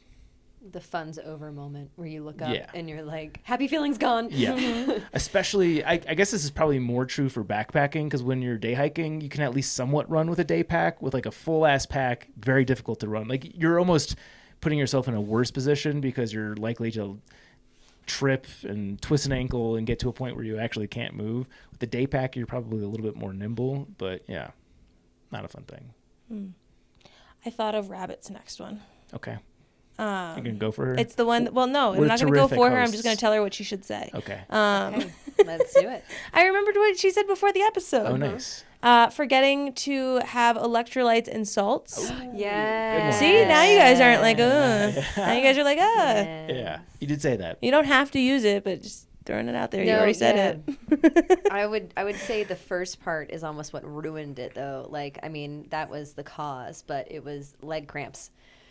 I mean, they're horrible anytime. You don't have to be on a hike. You can just be in your bed, because those happen too. Like, calf cramps are just, why is it a thing? My calf is still sore from this weekend when I went on I was supposed to go on this like much longer hike. I have been day hiking with my full pack on to train, and I ran up the mountain that's across the street from my house. I know, woe is me. Terrible life I live. And So I run up this mountain really quick. It's like 7 miles round trip back to my house. And halfway through, my left calf just locks up. And I'm like, no, no, no, no, no, no. As I realize that I've had like a smoothie and like a protein shake and like I've eaten like a salad for lunch, like all of these healthy, good for me choices that I all made at home myself, which have no sodium whatsoever in them. And that on my 7-mile hike, I had drank 3 liters of water because it was that hot. I'm under the boiling sun. I've got all of the long sleeves, the sunscreen. I've done all the things. There's toilet paper in my pack. I could have camped on that mountain. I had so much stuff with me, but I did not bring electrolyte water. Mm-hmm. Yeah, no, I've definitely been bummed out on backpacking trips because I try to make a point to bring electrolytes every time, and I always seem to forget them on the hottest hikes, the times where you actually very much need them. It sucks. I agree. Yeah, I was lucky that I fished around in my pack, and since I had a full pack of things, I found nuts with sea salt and immediately ate those. We on the PCT used to throw like those little salt packets that you'd get in a restaurant that are like smaller than a quarter. We just like toss like 3 of them into our food bag, and you never remember they're there until you actually want one, and then you're just like, like super stoked about it. Yeah. And a word of caution to people, because I was doing this on the AT because I was so freaked out about the electrolyte thing. I do not recommend dumping a packet of salt into your mouth and then just drinking water, because especially if you're working on an empty stomach, that can have a very laxative effect. I'd recommend dumping the salt into your water to dilute it a little bit, but just consuming that much salt straight. I think this is part of like a cleansing diet that people do, is they'll drink like very concentrated salt water first thing in the morning and then just like let the diarrhea flow. It'll really do a number on you. I can't even, like, when when you're young and you have, I can't remember why they'd make you do it. You gargle with salt water. I couldn't do that because it would make me like literally start gagging. Yeah. Like, not. I mean, there's a reason why they tell you not to drink ocean water when you're out at sea. It'll make you puke. Epsom salt, like the kind that you soak your feet in. I think I'm sure you have to read the back, but like the kind that doesn't have like the essential oils in it, like pretty sure that would make you sick. But if you read the back, there's usually instructions to how to make a laxative out of Epsom salt. Didn't they have like an issue with Epsom salt in Florida for a bit, where people were taking it and Talking going about crazy? bath salts. Oh, is that different? Yeah. Well, you put those in the bath. Is that not the same thing? Not the same thing. Oh, fuck. This is going to stay in here. I'm going to get made fun of. There's salts that you put in the bath. Let's make a note that's a real. Oh, shit. Well, what's the difference? Well, Epsom salts don't make you eat people's faces. Yeah. Well, I don't know. I've never eaten it. I just look at it when I put it in the bath, and I'm like, Yeah. People in Florida are crazy for eating this. It literally turns people into vampires, or zombies, rather. So what is it? What's bath salts? If it's not Epsom salt? It is a hardcore drug. Oh. Is it like slang, like street slang? I don't even know what the chemical composition is. I couldn't explain it, but I know that it isn't like literally a bath salt. Oh. Let's see. Bath salts. Ooh, I feel like this isn't the dumbest, like you do put those salts in your bath. They are bath salts. Correct. I can definitely see where you have made this connection. However, you are not you're not towing the line so delicately that if you you're wrong. That if you accidentally consume some of your bath water that you would then Well, I assume they took, like not like you accidentally got like a driplet in your mouth. I assume that they drank a good quantity of it. All right, this is from drugabuse.gov. Synthetic cathinones, more commonly known as bath salts, are human-made stimulants chemically related to cathinone, a substance found in the cat plant. Cat is a shrub grown in East Africa and southern Arabia, where some people chew its leaves for their mild stimulant effect. Human-made versions of cathinone can be much stronger than the natural product, and in some cases, very dangerous. I want the symptoms. This is very enlightening. Yeah. I'll find it. I've thought this for years. Since that happened. I just it's one of those things you don't usually talk to people about, so you just keep the thought in the back of your head. Yeah. Synthetic cathinones can produce effects that include paranoia, extreme and unreasonable distrust of others, hallucinations, experiencing sensations and images that seem real but are not, increased friendliness, increased sex drive, there you go, panic attacks, and excited delirium, extreme agitation and violent behavior. It sounds like 50% good, 50% not so good. Get horny and then chew someone's face off? That sounds like But at least you're really happy during it. Yeah. And friendly. At least you're kind to them while you're chewing their face off. I like how you're friendly, but you also don't trust them. I'm very kind to you, but distrustful. Maybe it's like you're only being nice because you know they're up to something. Or because you want to lure them in to chew their face. Or you want to have sex with them. It could be the kinky foreplay. Okay, well, I learned something today. And that, kids, is next. is Epsom salts. Yeah. So. Very different. Oh my God, the comments in this are gonna. I feel like there's one per episode. Yeah, it's like, how have I? Oh, jeez. Although I still haven't gotten roasted for the Lord of the Rings thing. I can't believe it. I feel like I guess it's not our target demographic. Apparently not. Although we did get shit on very hard for Bitcoin. People were pissed about that. Yeah. I just am going to stop talking apart from things that I know to be truth, which is that if you do not leave early enough for your day hike, it will probably affect the fun you'll have on your day hike. More so for Colorado, echoing Zach about how we get like storms in the middle of the day. So there's like a high by noon, low by 2 rule of thumb when you're going above tree line. But I think just not leaving early enough in general, because I don't like to wake up early. You feel like you're getting there super late. The sun's already really hot. You're not hiking in shade like you would be in the morning hours. You get home super late, and then your day's all gone. So yeah, that's one thing that will ruin a day hike for me. Fair. Yeah, that's definitely a good point. I did that the other day when I got the calf cramps. I was going to leave early, and then like this series of events happened.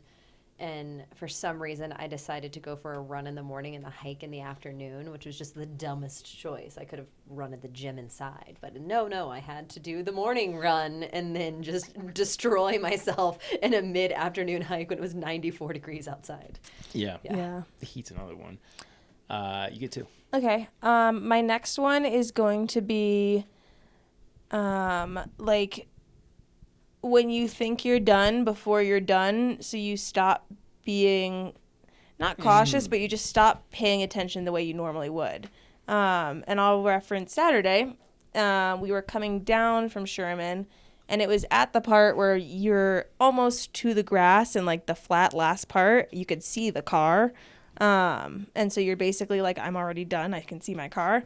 And it was still a little rocky where I was, and I rolled my ankle, and it like hurt to put any sort of pressure on whatsoever. So I just sat there for like 10 minutes, and like the car is right there. Everyone else is getting to the car, and I'm just sitting here because I'm like, if I put weight on it before it starts to feel better, it's just going to hurt it. So I sat there and like slowly tried to do little ankle circles, and like I couldn't at first, and then slowly I got further around the circle, and then finally I could make the circle and went the other way, and then got up and slowly walked to the car, and like it was just so annoying. Like I was almost done, and then I just like stopped paying attention, wasn't looking where I was stepping, like leaped off a rock with like a little jump in my step because I was like, I'm done, and just like fucked it up. So I keep fidgeting if you watch the YouTube of this, because my foot is still bothering me if I sit on it in certain ways.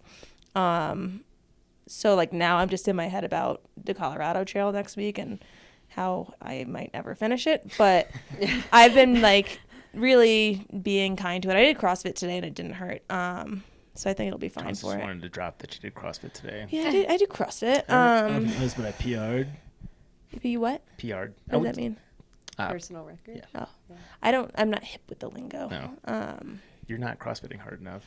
I don't want to CrossFit hard enough. No. That's just what you call it when you run or swim enough or do like any activity. That's true. That's like, yeah. I still feel like I'm not actually CrossFitting because I'm not going to the group classes. So I don't really see anyone else. Are you still doing the personal training? Yeah. Like I don't want to see someone else finish the workout in half the time I do. And then everyone else is just sitting there crisscross applesauce watching me like suffer.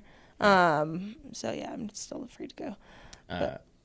We CrossFit today, and I went with Jenna, and Leo went also.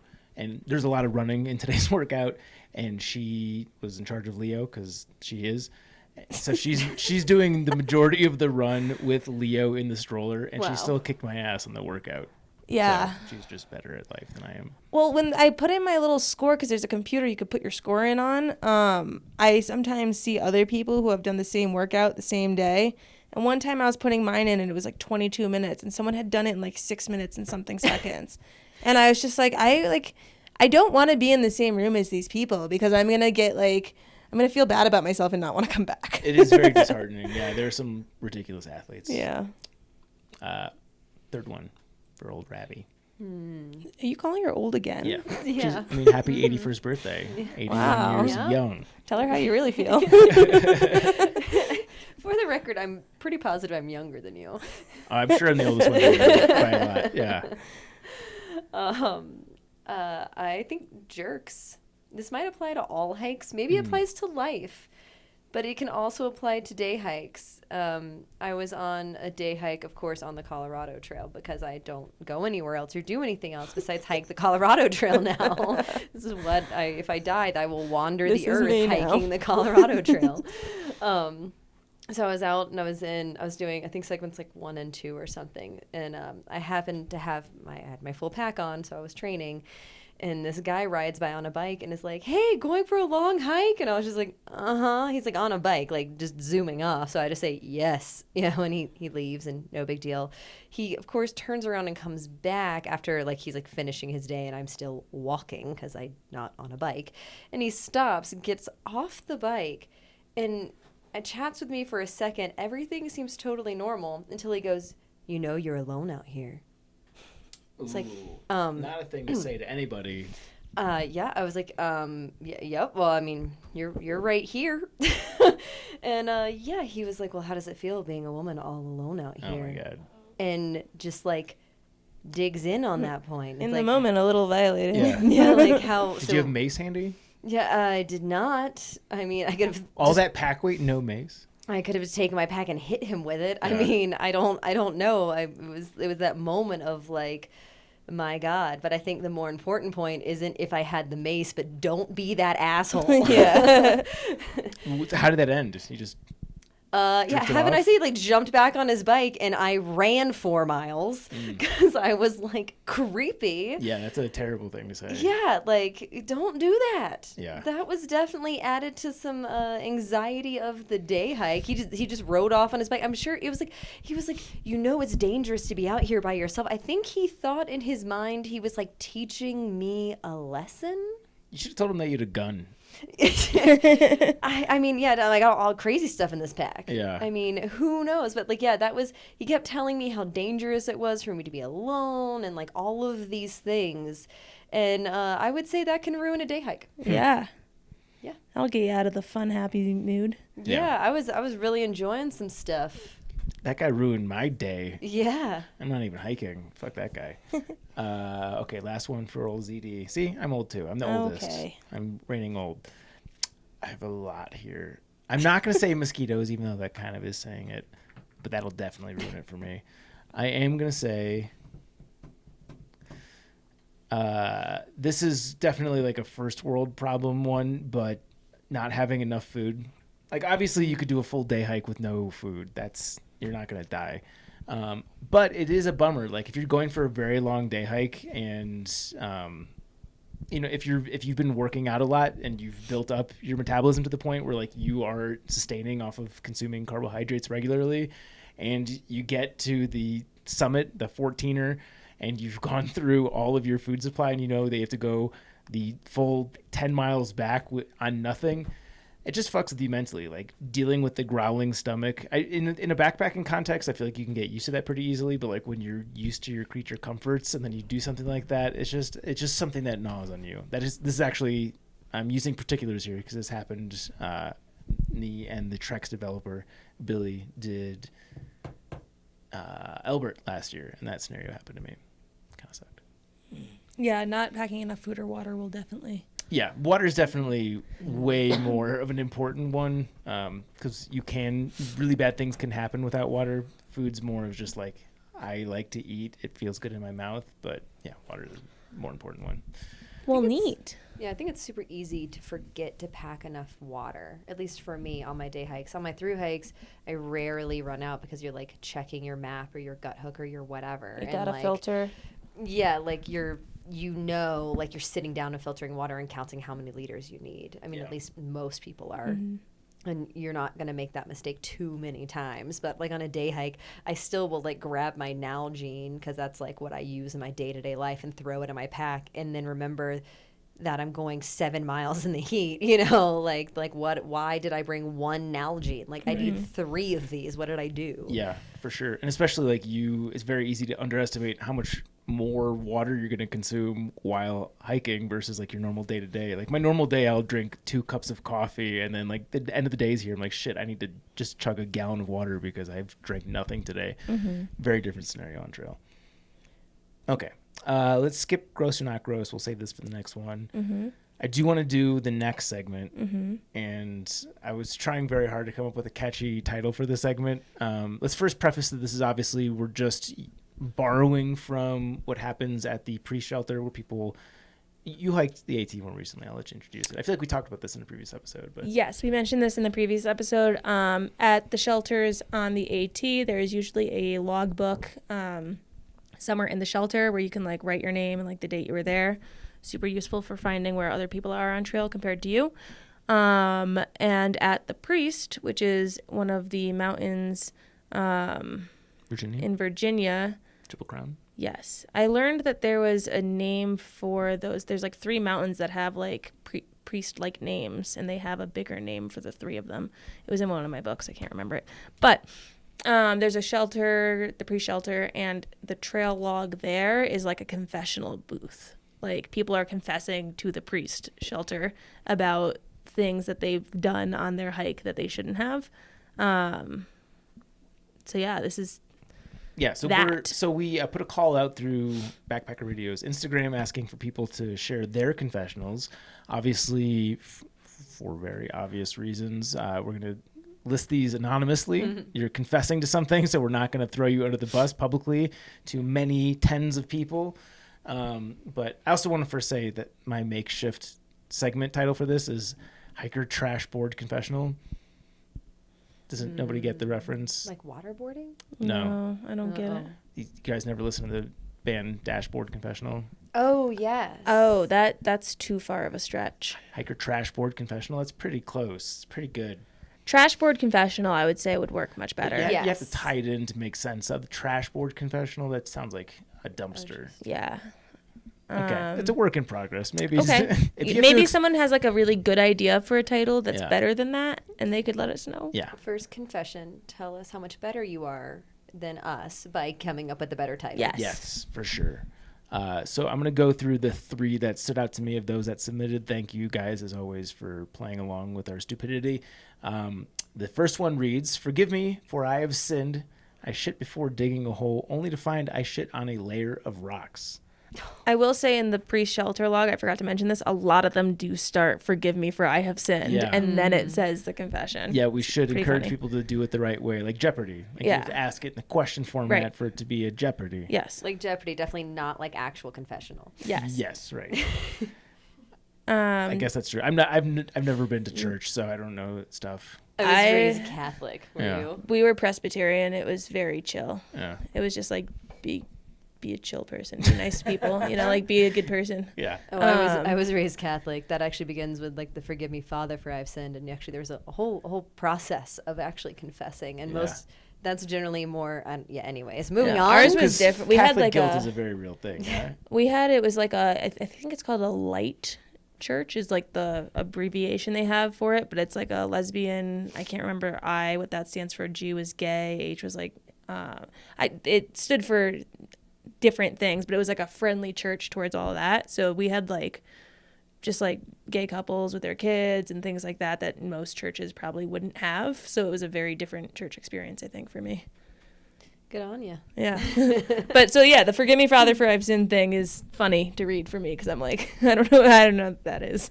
Yeah. The next one goes, I'm just going to use the preface because I feel like it ties together. "Forgive me for I've sinned. I shit in a horse poop pile in the Grayson Highlands." That's kind of funny. It is kind of funny. It's probably worth stating that is not Leave No not Trace. Leave No Trace. No. You're not eating wild not things. Funny. You should not funny. Definitely should not do it. But not funny. Did laugh. A little funny. And you can't shame the confessionals. I think Right. that has to be. That's got to be the. We can't encourage. We do not encourage anyone else. definitely poop in a don't do horse it. poop The pile. one person's enough. a little bit funny. A little funny. Okay. The last one, Chauncey, want to take it? Forgive me for I have sinned. When I started hiking seriously, I wouldn't wash my socks or undies because I wanted to be like a thru-hiker. I actually really like that one. That's funny. Yeah. Jennifer- Usually people are on the other end of the spectrum. Like they focus on their hygiene too much in the beginning because they haven't made the adjustment. To go to the extreme other end that's pretty funny. I just stopped wearing underwear. At a certain point, I was like, this is useless. What's the fucking point? I think Jennifer Farr Davis did that in what she talked about in one of her books when she was prepping for her FKT. She stopped washing her clothes at some point to really get into the mental process of what that would be like. And I think her husband was like, absolutely not. Yeah. We know what you smell like. We're not doing this. Yeah, this is not helping you hike well. Okay. Are we doing this one? Let's say this for the next show also. I feel like we've gone long. Yeah. Leah's about to fall asleep. Yeah. We'll do... thank you to our Chuck Norris Award winners on Patreon. That is Andrew, Austin McDaniel, Christopher Marshburn, Janelle L., Paul Packman Seeley, S11N, Sawyer Products, Brad and Blair from 13 Adventures, Cameron Brown, Brent Stenberg, and Patrick Chiolo. We went over this last time. You're new. I like that. Did we do this already? I Was think I we that did. tired last time? Yeah, well, If you've got a difficult last name, please be a Chuck Norris Award winner. what do you think it is? Cianciolo.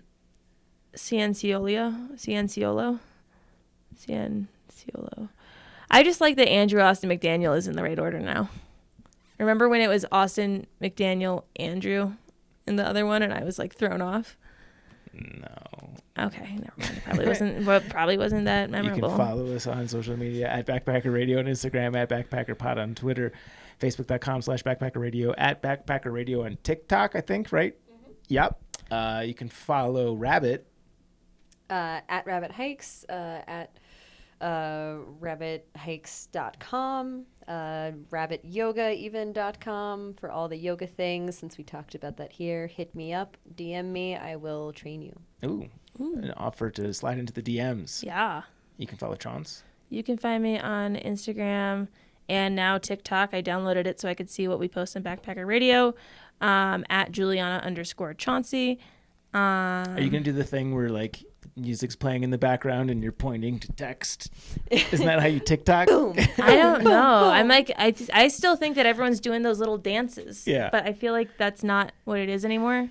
You know what's funny? I feel like in the early days of the internet, there was like the E-bomb worlds and the College Humor where like the humor, albino black sheep. Yeah, the humor was so elaborate and Yeah. like time consuming and very well thought out. And like nowadays people are lip syncing to music while doing that to text. Like we were going in the wrong direction. Like They're having like Idiocracy robot is voiceovers. is a documentary. Idiocracy is definitely a documentary. We're just getting very lazy. Yeah, well, Rabbit and Leah both know because they were here when you were getting the pizza, like the struggle of me even figuring out how to create the TikTok. But I did it. And the only other shout out, you can get my book, Hiking from Home, a long distance hiking guide for family and friends on Amazon.